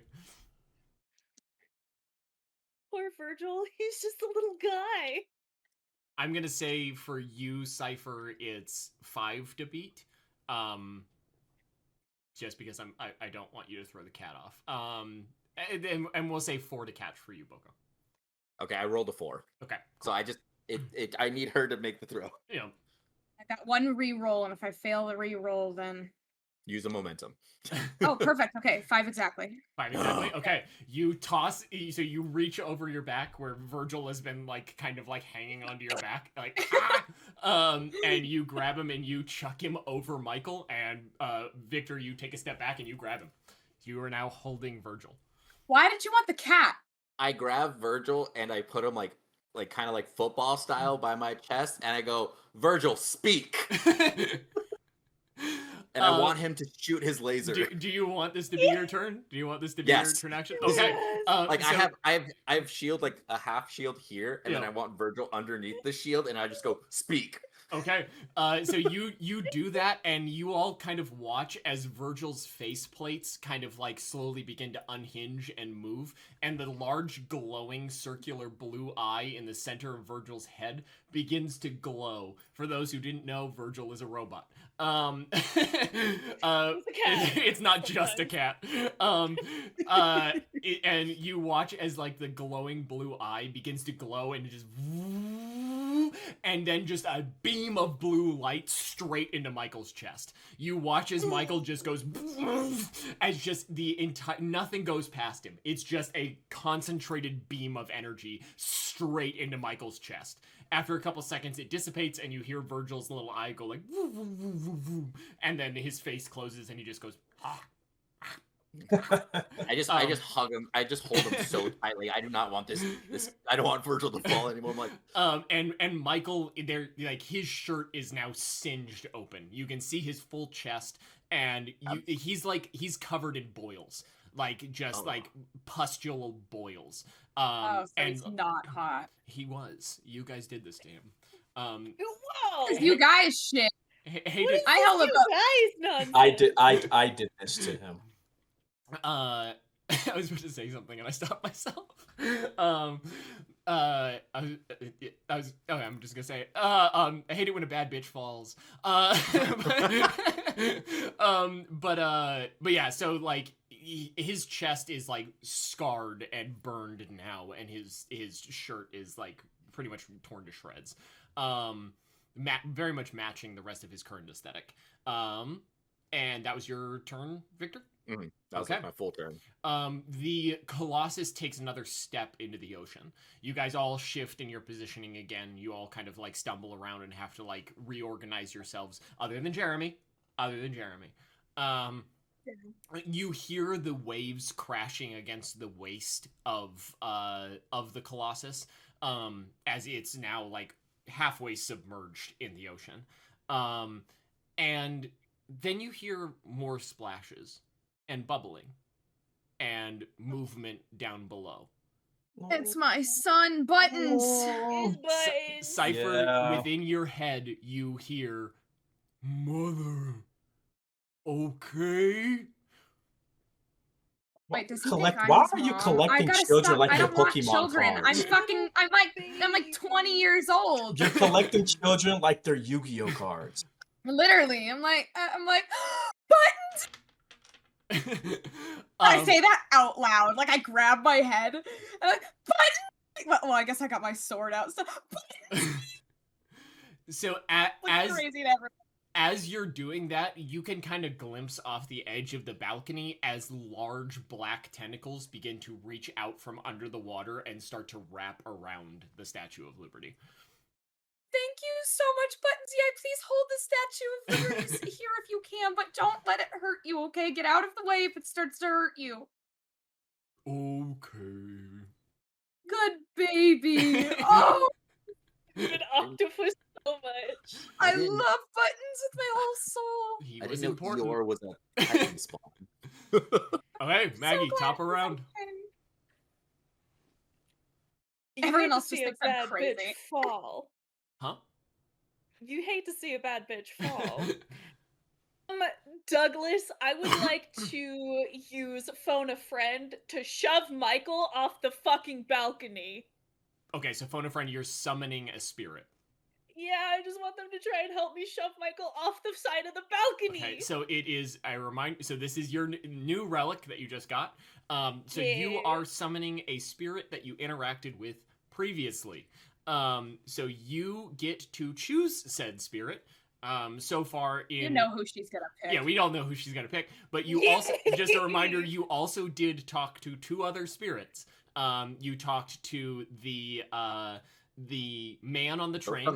Yeah, there was a man on a train. You talked to the lady in the evil lady. And you also talked to the Japanese spirit running the train. So you have 3 spirits to choose from in this current point in time. I immediately thought the Japanese one. That's what I thought. Actually Yeah. going to summon the technically she was Thai, wasn't she? She was, yes. I'm gonna Yes. summon the Thai spirit that was running the train Okay. to help me get him shoved overboard. Okay, so 'Cause she's- 1, can you roll a d10 for me? Yes.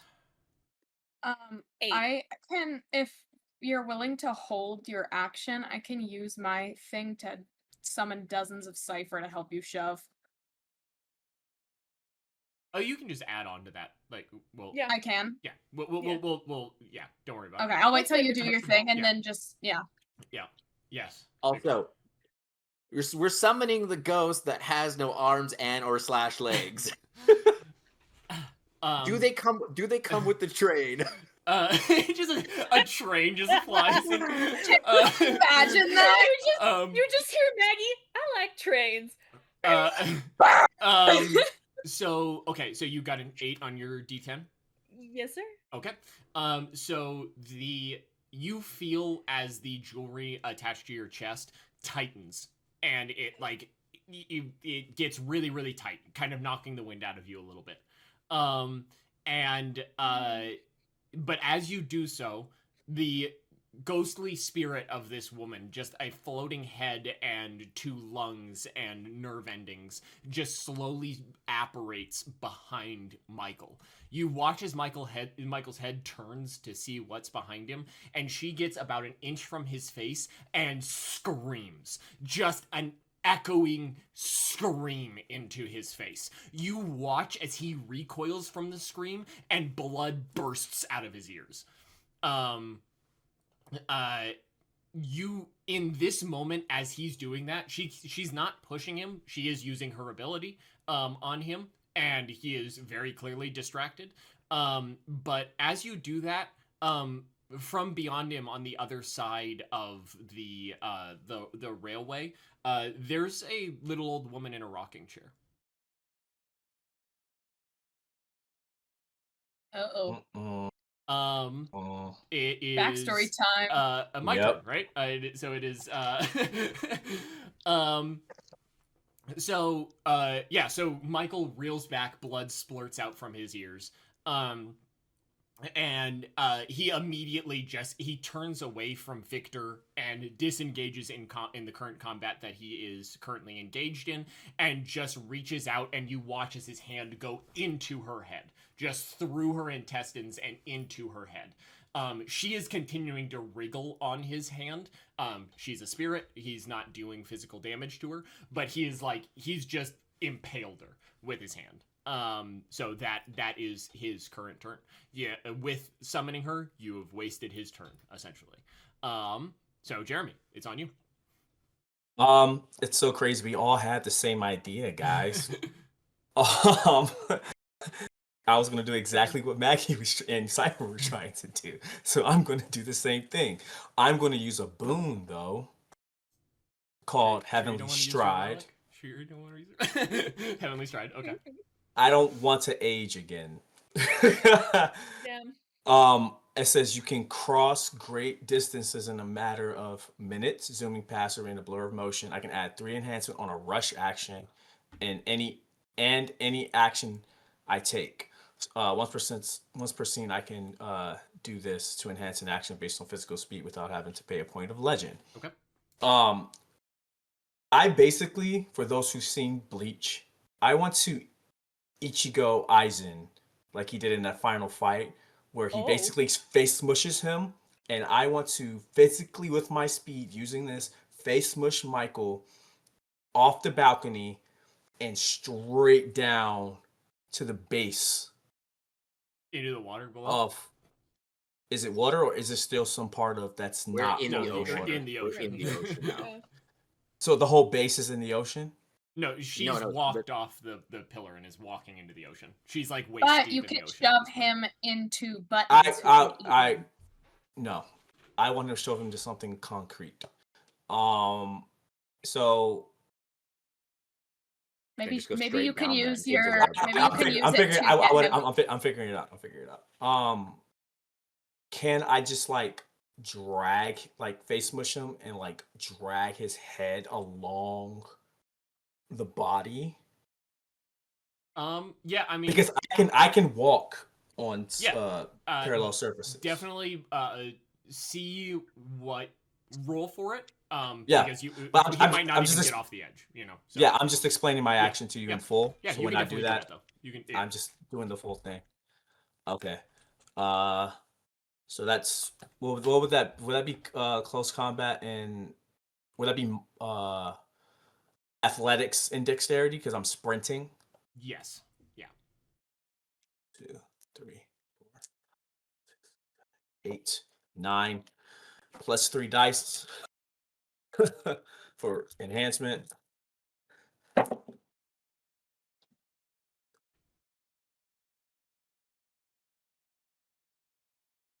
I just like the image of Michael, which is his own little hand puppet. Do you know where my sword is? I got 7 successes. Okay. So you shoot over to him in a blinding amount of light, and you feel the weight of just Michael being a god. He doesn't go over the edge, but you hit him super hard. Just the flat palm of your hand just boom against his face, and you hear bones crack as the palm of your hand just breaks his jaw. And so he doesn't go over the edge, but you do a significant amount of damage to him. So to everybody else, Jeremy wasn't there, and then all of a sudden Jeremy just blinked into existence and basically just straight just flat hand hit Michael so hard across the face that Michael stumbles, and he almost goes off the edge, but you watch as he kind of braces himself against the railing. And there's kind of like a shock wave of sound as you hit him so incredibly hard. Wait, is that gonna hurt Button's ears? Are you saying I broke the sound barrier? You did. You Yeah. broke the Great. sound barrier on Michael's face. Brief think- pause while I go, sorry, Buttons! I think Buttons is okay because they're underwater. Yeah, the sound waves would slow down as soon as they hit the surface of the water. They probably feel more of like a vibration over anything. Cypher, it is on you. I thought it was Victor next. Oh yeah, I forgot you delayed to the end. Victor, it's on you. So Michael is past me, past He's in Cypher. He's in the same space, but he's turned around. So he was fighting you. He turned completely around, speared the ghost with his hand, and then Jeremy just clocked him in the side. We just flat hand clocked him in the side of the head and broke the sound barrier. Does Just Virgil full have a, jet stream punched, right? does Virgil have a recharge? A recharge? Yeah, to use his beam again. Oh yes, you can kind of see he looks like he's trying to cough up a hairball right now. Okay, cool. So yeah, I'm going to like side so since Michael is like facing the other way now, I'm behind him. I'm going to like step under his arm. Is like the wing still in Cypher? Yes.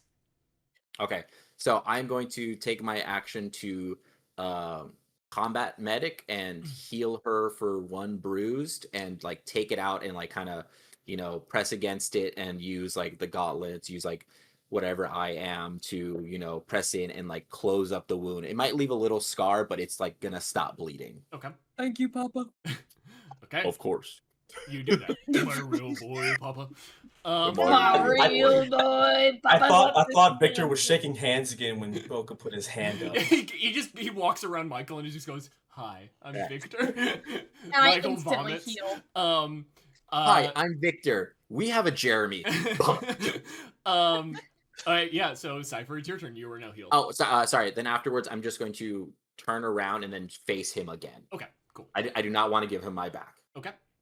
Cypher, it's on you. Okie dokie. I would. Never again. Sorry, Sometimes. sneeze. That was very funny. Sorry. I'm gonna.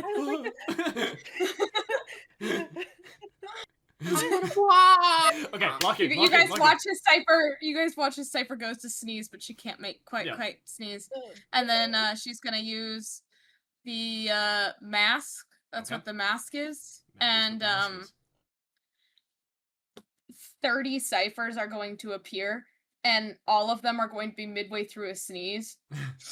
And they're all going to rush him. Okay. And one of them will be kicking him in the balls. Okay. Cypher, can you please roll a d10 for me? So a bunch of ciphers appear. Shadow Clone Jutsu. 10. 10? Okay. Damn. A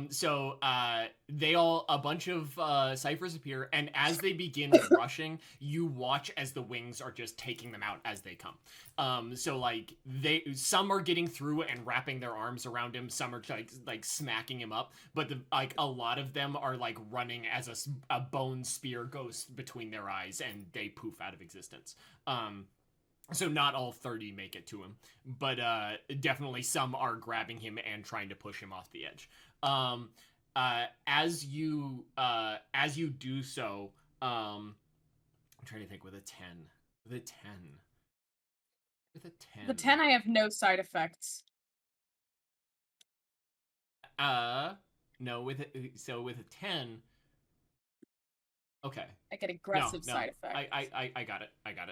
So with a 10, you have a flash before your eyes of a red room, done up nicely with a mirror in it.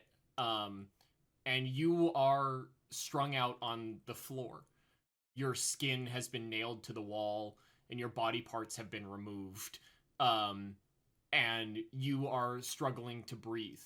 And in the last couple of moments before you lose your breath, there's only one thought rattling off in your head. Why did she lie to me? And that is the end of your turn. Oh, fuck you mean that's the end of my... Who lied to me? I don't want that to happen to me. Guys, So don't let that happen to me. the tentacles are wrapping around the Statue of Liberty, and the Statue of Liberty is struggling to move. It's struggling to step through the water, but it's still doing so, and you can tell that the tentacles are being pushed back. And you hear, then all of a sudden you hear this echoing boom as from the darkness a gigantic hand reaches up out of the water, grabbing the Statue of Liberty. You watch as the head of the octopus slowly rises up, followed by its shoulders and its arms and its wings. What? What in the kaiju? It's blue.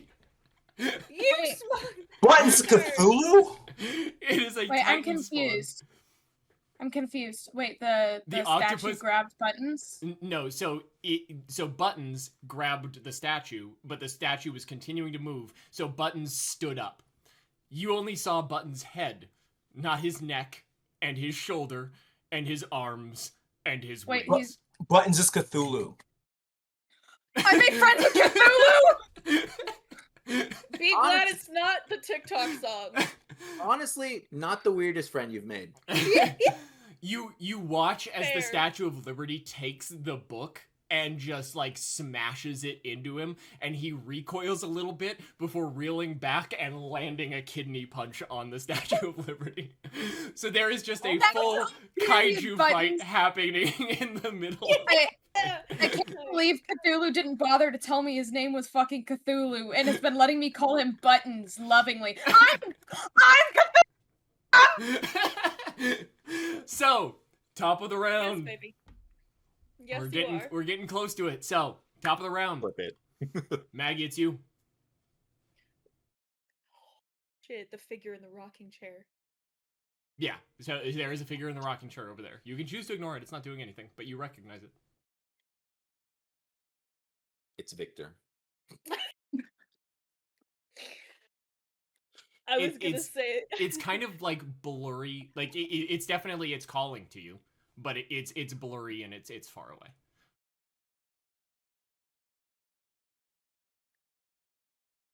instead of actually calling out to my grandmother, who I know that rocking chair, Mhm. I'm just gonna go, Dad.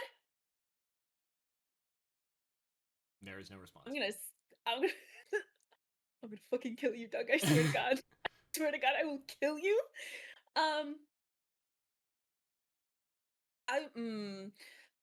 Now see, I don't like that. I don't like that. But you put it there, it's a plot device. I'm gonna walk toward it anyway, Doug. Okay, you start walking towards it. So you all watch as Maggie leaves the fight, walking towards nothing. what the fuck? So is that your turn? Yeah. Okay. Yeah. And so just a counter. Everyone has used their relics at this point, with the exception of Jeremy. Just keeping track.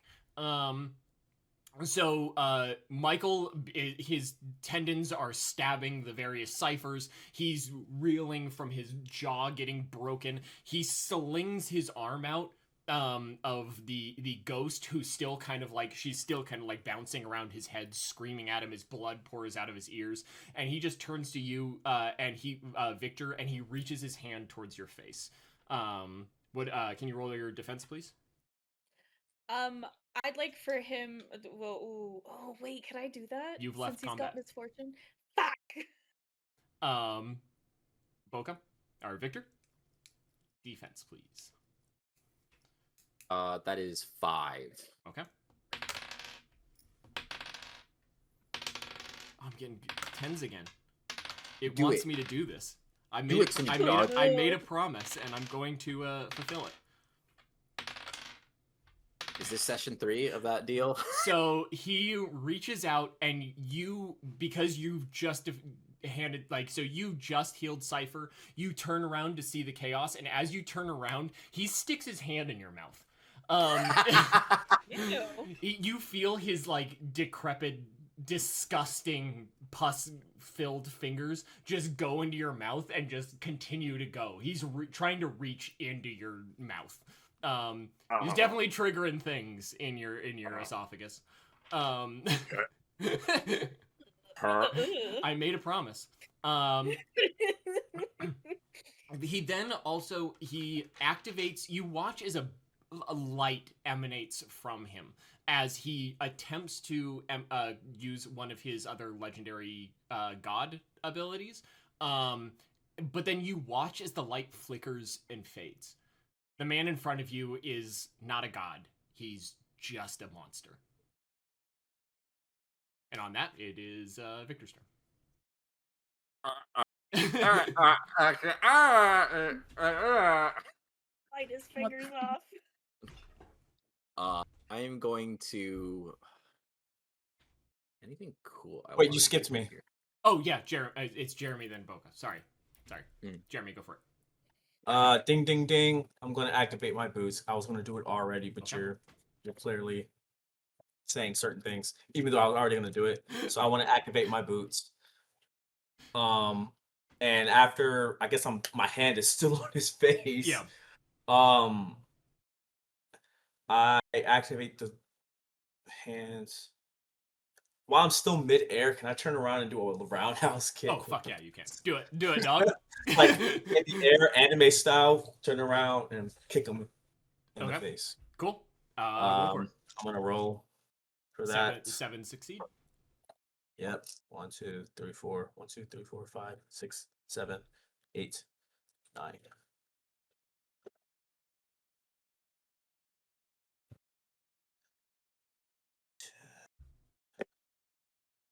One success. One success. Yeah. And I need to roll a d10, right? Yeah. 5. Okay. So you do the spin, but it happens to be just the time that he reaches for Victor. We need to get you new dice, dog. Yeah, it's like right when he reaches his hand into Victor's mouth. So like you clip his ear, but not much else. And as you do so, the world kind of vibrates around you. Everything seems to be going slowly. Okay. I was about to say. Yeah. The world just seems to be vibrating around you. So on that oh yeah. For those of you who came in and didn't see the intro sequence, if you want to subscribe or following and then state a character's name, something good or bad can happen to them. Thank you for calling that out, man.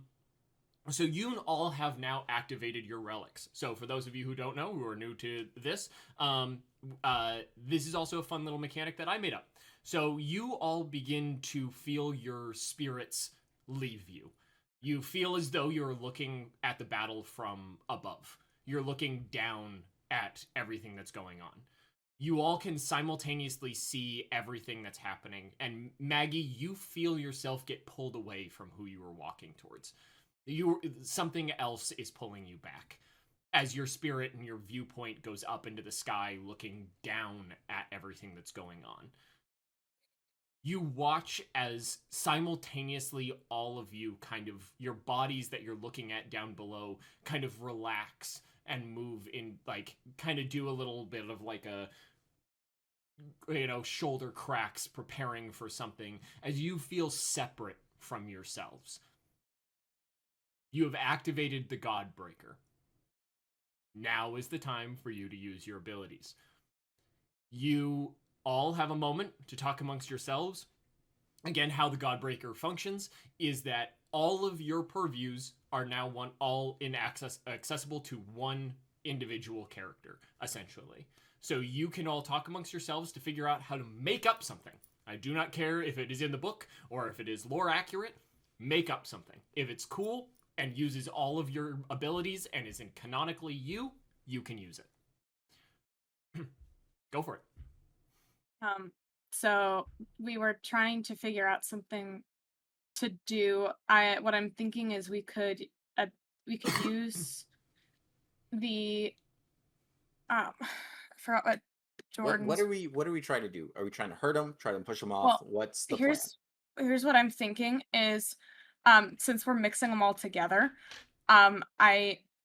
we could use Jeremy's speed on all of Cypher's body doubles and Victor's shield to push, and the shield could life drain from Michael. Does that? The way of a flesh, Yeah. Is that what you guys want to do? So yeah, That would be we can multiple do- copies of the same thing. It would be like we could get like 100 life draining things moving at fucking light speed. Yeah, so going at him. I picture it as like multiple, like almost like after images of Cypher moving really Exactly. fast, and Yeah. you're having the shield up on each one, and then it's like touching Michael, and it's siphoning life all at the same time. Yeah, Yeah. exactly. I dig that. If that's what you guys want to do, that's what happens. Unless you want to add something else, Victor. I mean, that's what I'm thinking. M was saying. So we're just Yeah, trying to that's what I do was- damage. You're trying to push him off. That's what I need to know. Right? Both. What we're doing is we're Why not sapping a the little life bit of both? while shoving him. Yeah. So what? But I really, was, the what- overall goal would be to sap all of the life out of him. So like we'll wait to shove his body off, but the goal would be that we're moving so fast that his little thingies can't keep up, and every time that your shield touches him, it blocks a attack from him or blocks him from being able to move while simultaneously siphoning the life out of him. Can I break this up into two parts if that sounds better for you guys? Because we can do the life stealing cage, like we can do a cage around him, so it just That's you don't have to true. worry about like him fighting back, but we use your clones and the speed to be able to like push through like the shield itself. Because Yep. since it's all just one power, the shield is blocking him, so you don't have to like fight it or anything. You're just going in and like you're using each body to literally just like go through like Like kind of like Michael. Haku, kind of like I'm using a Naruto reference, like Haku crystal ice mirrors, where you're Oh, trapped yeah. inside and we're going through the shields. That's what you Yeah, mean, like that. like I similar like to that. yeah. I like Okay. that. I So want, I'm yeah. good with that, yeah. So it Yeah. causes a cage around it that sends different versions of speeding ciphers through it, and every time it hits, it saps, it takes life, it takes energy, it takes memories. Okay. God, I would like- crystal ice mirrors. Only addition I would like to add to this is because we're OP right now, I think that we could get like a shit ton of ciphers, and I don't know if this would work. But obviously up to Godmaster, God, but, Doug says we can break the game right now. We can break the game right now. but why couldn't we also have it draining life source from the statue that's moving? So I will tell you right now, the statue doesn't have a life source. Okay, No. then that was why I was asking. All right, cool. So let's just focus on Michael, and then we can worry about the fucking statue. So you I guys, think that's our plan. your guys' view goes overhead and looking down on the battlefield like an RTS game. And hello again, welcome back. Welcome back. You're just in time. For combat. So you guys, you're viewing it overhead as though it is like an RTS game, and the view kind of distorts and echoes around you, and then all of a sudden, you know, time shifts. Time is different. Michael stands there, reeling back from everything that just happened, and all of a sudden, he's in a weird, glowing blue place. He feels as though he's within a diamond. He sees reflections of himself, sees how far he's fallen. He slowly takes a moment as he reaches out his hand towards the reflection of his face, and then from his reflection, a cipher shoots through. But this cipher is not just cipher. She is wearing golden armor, and her helmet comes to a point as though it is the front of a train.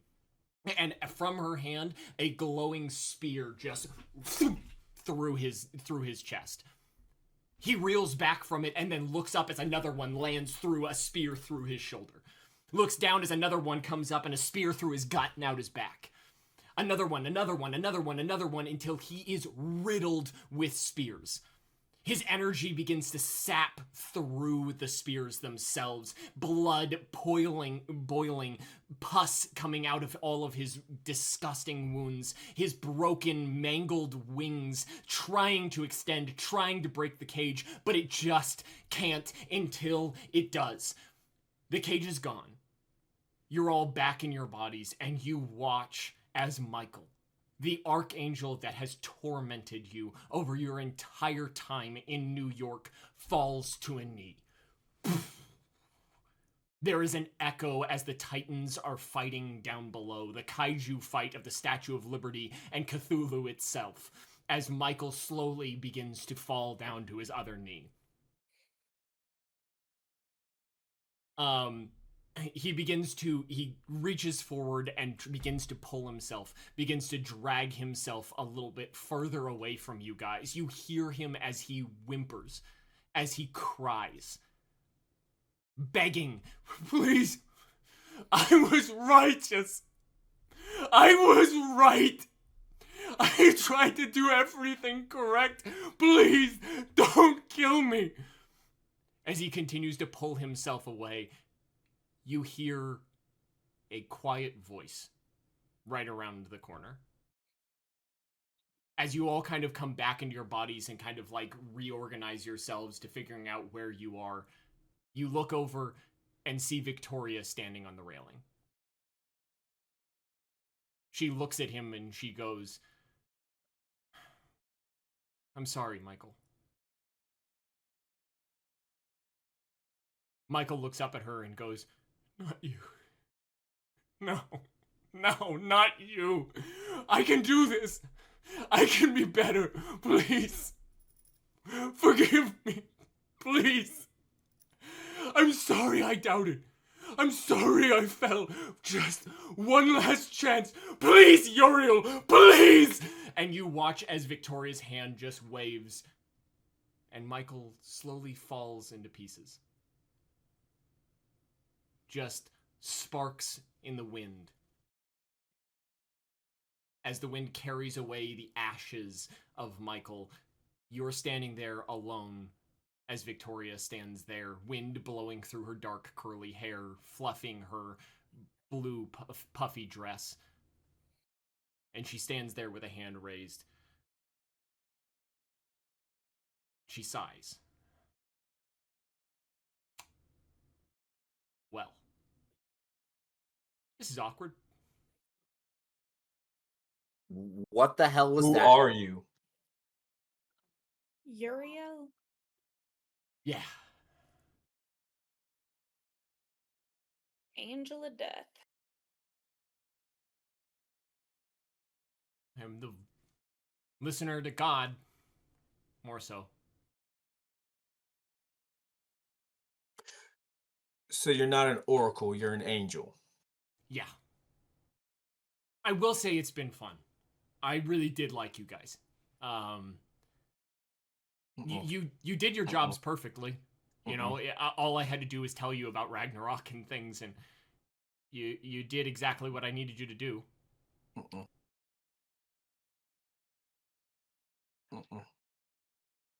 Go for it.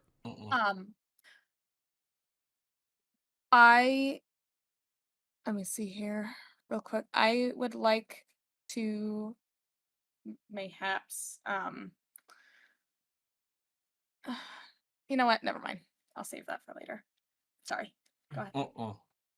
You watch as you go to do something, like you think about doing something, and she just slowly raises a hand and goes, now's not the time to start anything. You don't want to fight me.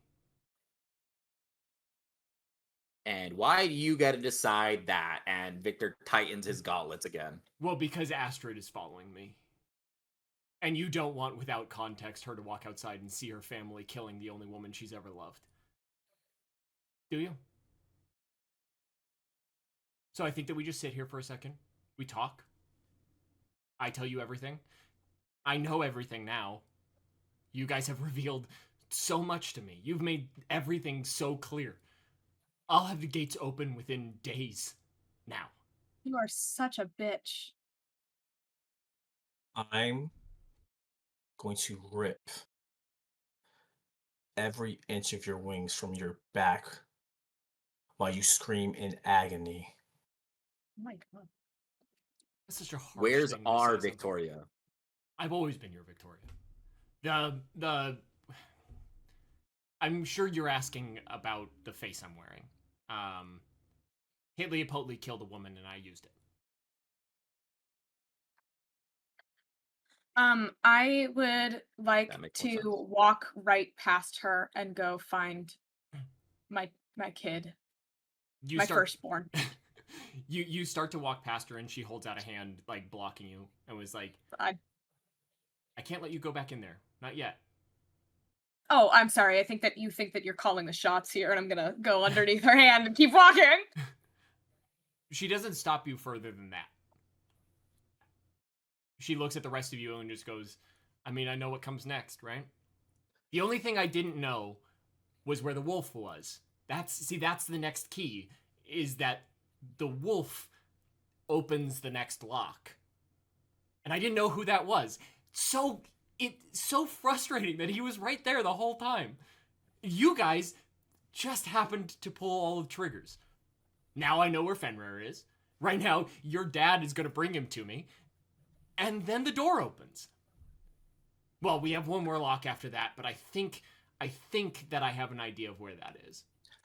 I'm gonna do something stupid. If I can, Doug. Go for it. Sorry, guys. Jeremy, get to your dad now. What? Get to your Wait. dad now. I'm Wait. boiling with rage right now. Wait, I'm wait, not wait, even guys. like joking.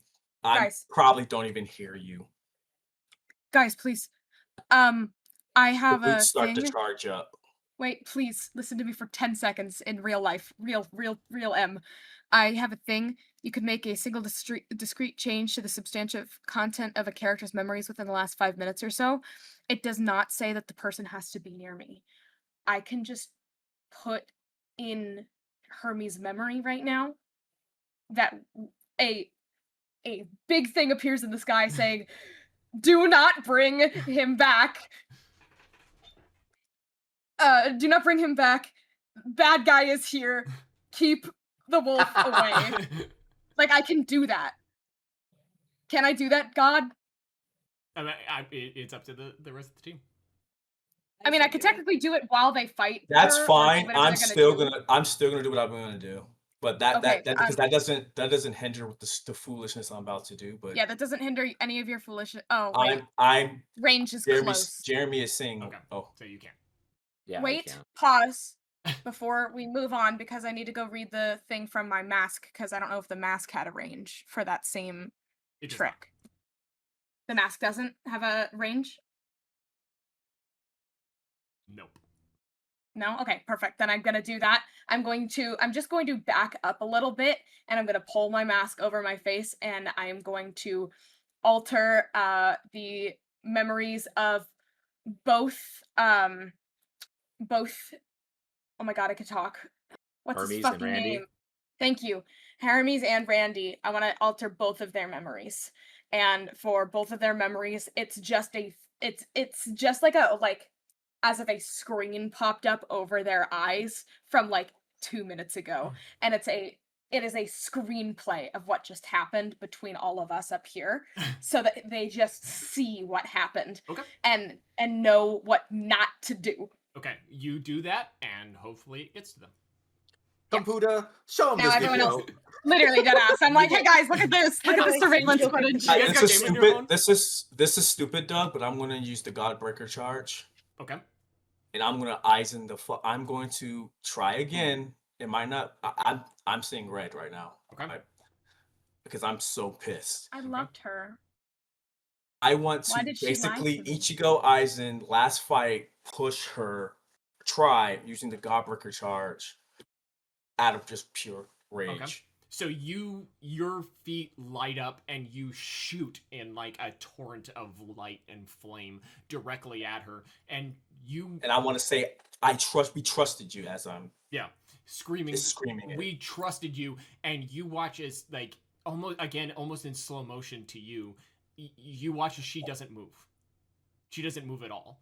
And you watch as your hand connects with her face, and that same radiation of energy of shockwave just goes, like, echoes around, and she doesn't move an inch. You're I'm now just holding there, you're looking now at her standing face. you're standing there with your hand on her head, and she just goes, I was almost impressed. She is now behind you. In a blink, she is behind you, and you feel her hand on the back of your head, and she just throws you into the ground. Just Can I land on my feet? Because I cannot. Also, I don't take damage from falling. yeah. So you don't take the damage from it, but you are thrown off by the fact that she did get you off your feet. Yeah. Like, so you don't take damage from it, and you feel your body like whip against the ground, and like your first thought is like, oh shit, how'd you do that? And she just kind of like takes a step back from you and just turns around and goes, I'm not here to fight. We don't have Then what do to you fight. want?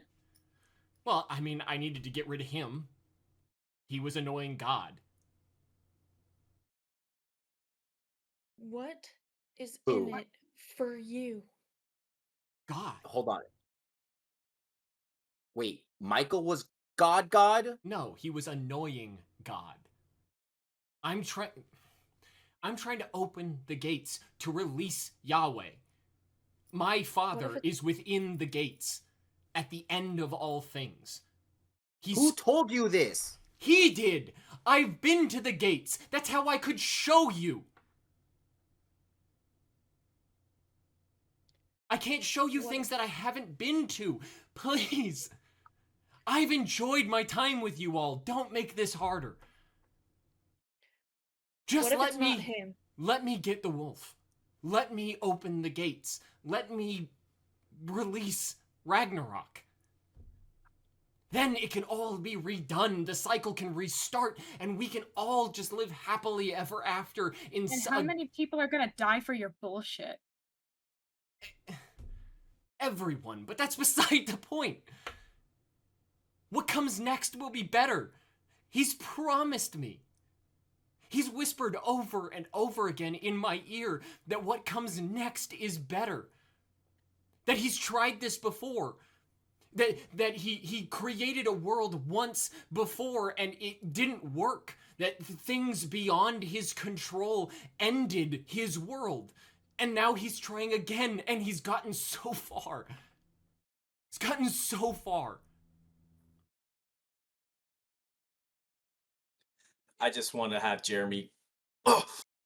He's finally back up, and he's hearing this, and he's like, he's fine, but he's coming back up. Yeah. And he's just like, as he's coming up, you guys hear, "Damn gods and their BS," and I just I'm sit so there, so disappointed in done. Yes, Maggie? I'm just gonna approach her slowly. And there's not a really readable emotion on my face. And I'm just gonna, you know, the funny thing about parents, they do nothing but disappoint you. Do you remember the last time I spoke to my father was? I do. He tells me everything. Yeah, then you should know that he promised that he would try. So why would your father try? To be honest, Are you really worth it? no. No. I don't want to be here after this. Do you think that I wanted to hurt you? Yes. I liked you all. I liked you all. Our brief conversations, even back in Vegas when I started all of this, even before that, when I told Gabriel to ruin your lives so that you would find me, it was not. I didn't want to do it, but there's so many people now. He has so much power. It emanates from within those doors. Once a long, long time ago, people wouldn't even know his name, and now they're so close to knowing. I'm so disappointed in you. I think we Do you all know are. how much shit you've destroyed for lies? For bullshit? Are you stupid? I think Is there a thought behind your fucking eyes? You listen to whispers behind a door. You have no proof of any of this. And you're walking around trying to start the end of the world. If you were suicidal, you should have handled that yourself. I think that there's Not drag the rest of us into it. I think that there is a part of me that hoped you would understand. Well, clearly, you're missing some brain cells, because in what world would any of us want to help you destroy everything? How much more do we have to lose? So you went around and you're the reason that all of us have lost so much. And not only are you trying to take more from us, but from everybody. Ever. You're selfish. You're disgusting. You're sick. And now we gotta put you down too. She slowly... Yes, Maggie. I would like to use my boon your fault on Uriel. Okay. Yeah, you go to do that as you're doing that, she looks up at the same moment that Astrid runs out. So Astrid runs out to see all of you guys basically surrounding her, Jeremy slowly standing back up. You also simultaneously, while this is happening, you're feeling the Statue of Liberty slowly move back into place. Like, your Buttons is pushing the Statue of Liberty back into the podium. So there's just, like, simultaneously while all this is happening, there's a kaiju fight happening downstairs.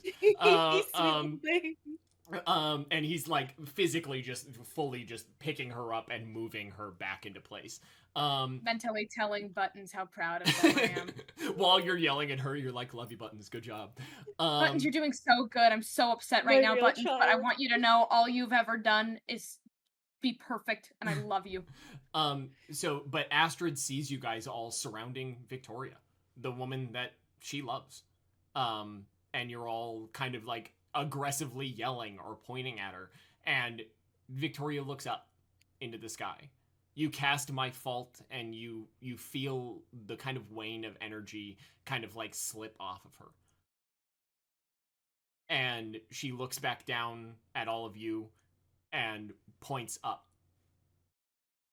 and goes, "If you weren't gonna join me, at least I could keep you talking long enough." Yes, Cypher. All I want to do is also beam that whole conversation into my first Oran's brain. Okay. You're like you're live streaming to them, right? Yeah. Yeah. Pretty much everything that's been going on, I've been live streaming Yeah. into all three of their Yeah, brains. Hermes, Thor, and Randy are all watching the Onyx PathCon right now. Not Not Thor. Thor, I meant Astrid. Yeah. Astrid. But fuck it, why not? Thor too. Everyone's getting the fucking You get this channel. Yeah. You the get this channel. infomercial. Hey, Thor, subscribe. They've all subscribed against their will. Yeah, subscribe with Prime, Thor. Subscribe with Prime. But yeah, so while you do that, she points up and she says, "At least I could keep you distracted long enough." Victor looks up. There are what appears to be like 100 shooting stars in the sky, just ripping across New York. Oh, I hate this bitch so much. More I'm assuming that angels. I can't fucking enforce the boundary on the god hole, right? She just looks at you and like she goes, "They've already found him. Next step is following where he leads." I'm going to get to you in a second, Jeremy. Just one second. Just give me 1 second. They've already found him. It's just following where he leads. She looks over at Astrid and sees the kind of knowing face as Astrid has seen the projection that you have made. And she looks at her and goes, I did love you. I really, really did. Jeremy? I just want to use, because I'm under the night sky now, Mhm. and I just want to use my innate power to just come out of myself, or I can just see, and I want to find where they are. They're all, so you can tell as you're doing that very quickly, you see a series of green lights bouncing through Central Park, and all of the shooting stars seem to be going towards Central Park. Okay, that's How it. many people are gonna die? So she sighs again after saying that she loved Astrid. And then you watch as she, just like Michael, becomes ashes and blows into the wind. You hear Astrid sobbing behind you. I say, we do not. I say we don't have time. I know where they are. Astrid, is Astrid above us? How far off? No, she's standing like right next to, pretty much right behind Cypher. She walked out of the same door that Victoria came out of. What is John doing? John Henry? Yeah. That's a great question. Do you want to ask Astrid that? Yes. All right. Astrid like wipes her eyes and just go, and you can see that she's smudging the war paint that she has on her face. Again, it's very surreal to see this gigantic, like 6'5" Amazonian woman crying, but she smudges the makeup on her face and she goes, "He's done. That's why I was coming. That's why I thought we were both coming. He's done. Zeus is about to wake up. You need to come in." Yes. And I say, guys, we need to go. Let's go. I'm worried that Zeus was the wrong thing to do. Or just But I'm gonna follow everyone else in. I mean, probably out of character, probably, but The character probably. You guys all take off. Victor, are you following? Victor stays outside. Okay. Victor, as you stay outside and you take in the air, you notice it. As the ashes slowly dissipate, there's two things that are physical amongst the ashes. Ravens. Two of them. Flying around in circles, chasing the ashes. find my ravens. Only two? Cunin and Munin. There I are thought only two. was it? Is there only two, or is that was three? There's only two. Wait, who's ravens? Odin? Odin. I feel like I'm not remembering. I something am everyone else going is to remembering. use my boon. And I am going to use Eye of Knowledge. I get to ask the story guide the following questions about a god, Scion, Titan, Titan spawn, or other divine beings you can see. Okay. I'm looking at the ravens. Hit me with it. What do they intend to do? The ravens? Yes. They are servants. They intend to do nothing. You feel a pull from them. You feel a longing to go home. They have been kidnapped. They are attached to Uriel. They don't want to be there. They want to go home. Follow-up question. So that you kind of answered that second question that was there. Is like, how do they really feel? Yeah. Okay, so I'm gonna twist this one a little bit, but it's like, how do I get them to do a certain thing? How do I get them to tell me how to get them free? Basically. So you want to know how to free them? Yes. Their tattoos on her skin. We got to flay a bitch. Got it. I'm cool Well, with that. apparently, fuck, she's planning on fucking flaying me and Red spreading my hot fucking poggers.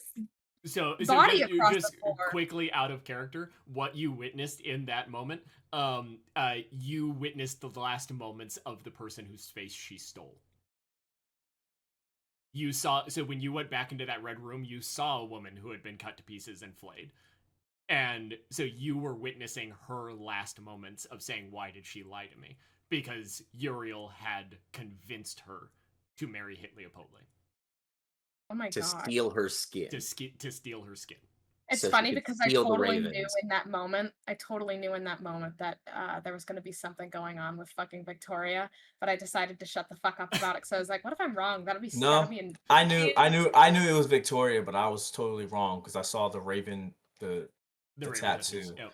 But that's basically yeah. just wings. Yeah, It's talking too much shop, but one of the things that so if you go all the way back to that episode, there is a specific mention that I remember that. she doesn't have tattoos. The dead body didn't have tattoos. And so you saw that Victoria has tattoos, implying that there is a difference in person. And this is the younger, quote unquote, younger Victoria. Sorry, I'm really excited. I'm not gonna top shot. We only got a little bit left. So, Is there any way I can bind them to me now, or do I need to have the skin? In this moment, you don't know. They're flying away with her, so she has exited her corporeal. The dust, and then she's exited her corporeal form, so the tattoos had to take their physical form. That's essentially what you're gathering. Okay. Do you want to go in now, or are you staying? Now Victor is walking inside. Okay. You all go in and you see the forge in full action. You can tell that what the forge is making is repairs to the Colossus. It is desperately trying to fix the Colossus and retake control of it. You still feel the weight of it moving. You can hear the crunching of metal and, the various different mechanisms as Buttons is essentially crushing it from the outside. So he has shifted his entire attention to making sure that the Statue of Liberty doesn't break. But on the forge is Zeus. He seems to have more energy in him. He has more filled into his form. His beard is much more radiant. His hair more, colorful. And he doesn't look sickly. He doesn't look lost. And for the first time since you've seen him, he's not spasming and crying out for death. Yes. Mike didn't pick that up. You know how I just beamed all of that information to everybody else's fucking brain?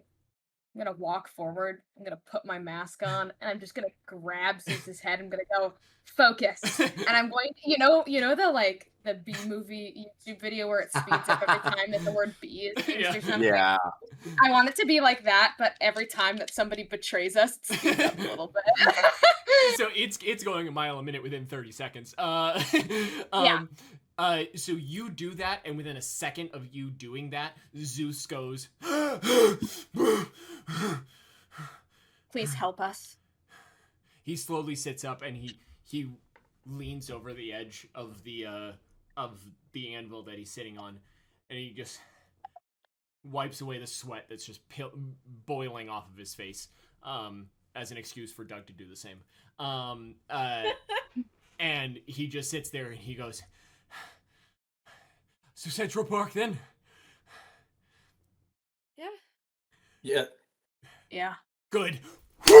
And you watch as he claps his hands together, and within a second, all of you are in Central Park. You can hear took my glory. I was going to do that. He can do it with all of you. You can run away. No, I can do it. No, I have a boon that lets me teleport everybody to a place anywhere in the world. I was literally going to do that. I'm sorry. But now you can save that to hopefully get us the fuck out of here if things go too bad. I was literally going to do that. It's called Starry Path. I'm sorry. You can use it again in a second. Bye, John. So you guys are standing within Central Park, and you, with a brief glance up, you can see what you know, being especially the ones that were in Hephaestus' domain, are Seraphim. The warriors of God are coming to this location, and quickly. As you stand in the center of Central Park at 2 a.m. in the morning, it's relatively quiet, other than the periodic flash of green and the sound of a wolf howling and a man roaring, and just the echoing of the portals opening and closing of And Jeremy, you notice it quickly. There is a darting light that is going around following the green lights as Hermes is desperately trying to catch them. Can I do the same thing? Okay. Jeremy takes off in an attempt to catch them. What are the rest of you doing? I'm going to Meanwhile, also Zeus is standing there still trying to like gather himself and remember how to stand properly.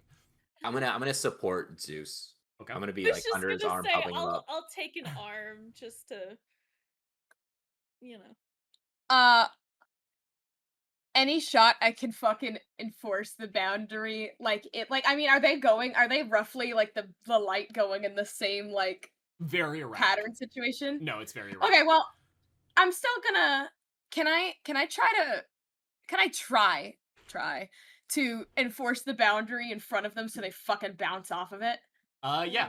So you enforce the boundary in like a random place, like you just trying, and the lights are still bouncing, and Jeremy and Hermes are chasing after them, and then eventually, because they're not focusing on where they're going, the light opens and Thor's back hits your boundary, and you watch as the wolf just latches onto his neck, and on the opposite side of your boundary, the portal opens. So there is a thing between them and the portal. You watch as the gigantic wolf is just clawing and biting at Thor, as Thor is trying desperately, seemingly not to hurt him. He's trying to get him off of him, but is not throwing punches. He's not, like, attacking him. He's just trying desperately to keep the wolf off of him. Yes. I would like to use Pierce the Veil to get to Fenrir and grab him and then bamf him somewhere else. So okay, I don't know where.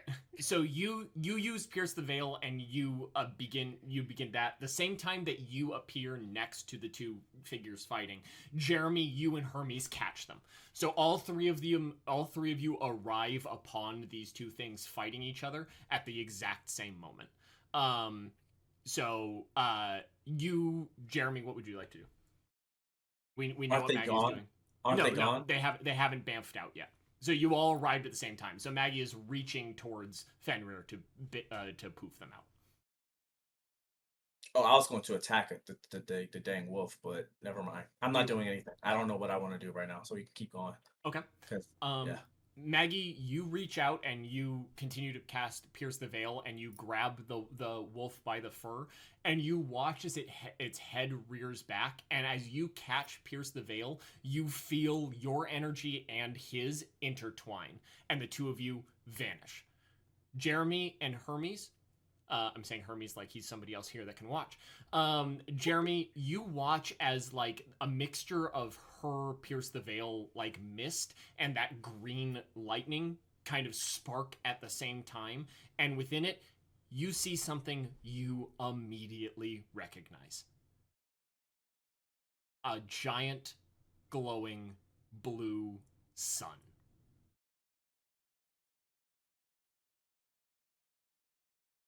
Do I go through there or not? Yeah, do it. Why not? Hermes looks at you and like kind of glances over to where Cypher and Victor and Zeus are standing. Wait, is Thor free yet? Yes, he's leaning up against your wall. Can I just say, do you see this, right? To Hermes? Yeah. Yeah. That's your uncle, your brother, I don't know, whoever. Hephaestus' domain. That's Of course he'd do something like that. That dude has no chill. Wait, so it's the magic mixes together and creates a different portal, and then that's looking into a blue sun. Yes. And the blue sun is Hephaestus? Mm-hmm. Most likely. Okay, cool. Well, I'm gonna go over, I'm gonna grab Thor. I'm gonna go, alright, lock the fuck in. Are you in Central Park? You're here? Yeah. Where are we? I don't know where we are. We're in We're Central all Park. in Central Park. I thought We're I all was in- okay. I thought Yeah, I you was were chasing chasing, but him. they were So just when did going I? around. So Oh no, when did I you get were running around teleported? in circles in Central Park. He was just bouncing around Central Park. That's okay. That's what I didn't understand. Okay. Well, I just tell everybody also that, and then Cypher. Okay. Alright, I'm gonna kind of look at, Jeremy and the two gods and be like, I don't know which of you three needs to get us over to that fucking blue sun entrance without burning us alive. But do it now. We're out of time. We need to probably go. Hermes looks at you and then looks at Jeremy and then looks at the portal and he goes, "You can see it. Take us." All right, everybody, hold my hand. I hate this, but hold my hand. I'm gonna grab his hand all giddy. Let's get in the circle. Hurry up, everybody. Victor, Waddling over Maggie's there. dead somewhere. I hold my hand out. Why are we trying to kill off Maggie? No, I said Right. Maggie's just dead somewhere. and wait, so is Randy the wolf? Yes. Yeah, Okay, so Randy is everybody's here. Everybody's here. everybody's here Right, except Except we've got Maggie left. and Randy. Except for Matt, yeah. And Astrid. No, Astrid did not come with you. Astrid didn't? No, I Astrid. I thought we all were. He took you guys. He did not take Astrid. That's fine. She's probably safer over there. No, she's not. Um. Yeah, and then I just used the starry path thing to teleport everybody Okay. in there. I wanted Astrid to go there. There is a brief glimpse of nothingness. You've felt this before. There is a white plain that expands onward and onward and onward. But some of you recognize something that wasn't there the last time that you were here. There's a little flower growing out from the ground. Then, Underneath. from the white void, there's a flower. Mhm. Victor, you've already seen it. You've already seen the flower. Michael grew it when he took you here. Then the void slips away, and all of a sudden you are back within the sterile white walls that you guys remembered from so long ago. You are within Hephaestus's domain, but there's something different. You hear the rattling of gunshots. You are watching as tracer rounds of piercing energy fly across the sky. You see amongst the forest below the sun explosions and rattling of trees and falling of buildings. You see that some of the extensions to the cliff face are falling from it. You watch as the automatons and the seraphim lock themselves in an eternal conflict, all fighting to get closer to the sun at Hephaestus' forge's center. You all look and watch and see all of this as you watch as the green portal appears right below the sun, and Maggie and Randy fall to the ground below its blazing heat. Uh-oh. On one side of this now ruined no man's land that was once a perfect domain to escape from reality is a World War I-esque battlefield. On one end, automatons are building up structures and defenses to keep things away from the sun, and on the other sides, seraphim with golden flying tanks and rifles that are firing light itself rattle off various attacks and powers and energies in the direction of the sun. You guys linger in one of the now dilapidated laboratories above all of it. You watch as Zeus walks close to the edge and looks down at the sun and goes, "So the wolf is here. The wolf is about to release him." Yep. Who? We gotta stop that. No, what do we gotta do, Zeus? The worst of us. And that is where we are ending our 7th episode of the con. Fuck you! If I could reach the screen and strangle somebody, I would. Thank you all for coming. This has been an absolute blast. We're gonna raid over. I think is the other channel live already? Or Yeah, they are. They All right, are. cool. Yes, We're they They've been are. going for 15 minutes. We're gonna raid over to them here in just a second. But thank you all for coming. I hope you guys enjoyed. Show up tomorrow. What time, Em, is your show tomorrow? Same time, 11 a.m. Okay. Same time. Pacific PST. Standard Time. Yeah, Pacific Standard Time. But yeah, so so show up tomorrow to watch Em in a Curseborn campaign. Go spread love to the other channel and tell them that we did great. Just be like, hey guys, you know those guys, those Tales of Pantheon's kids, they are cool. Joking. You don't have to say that.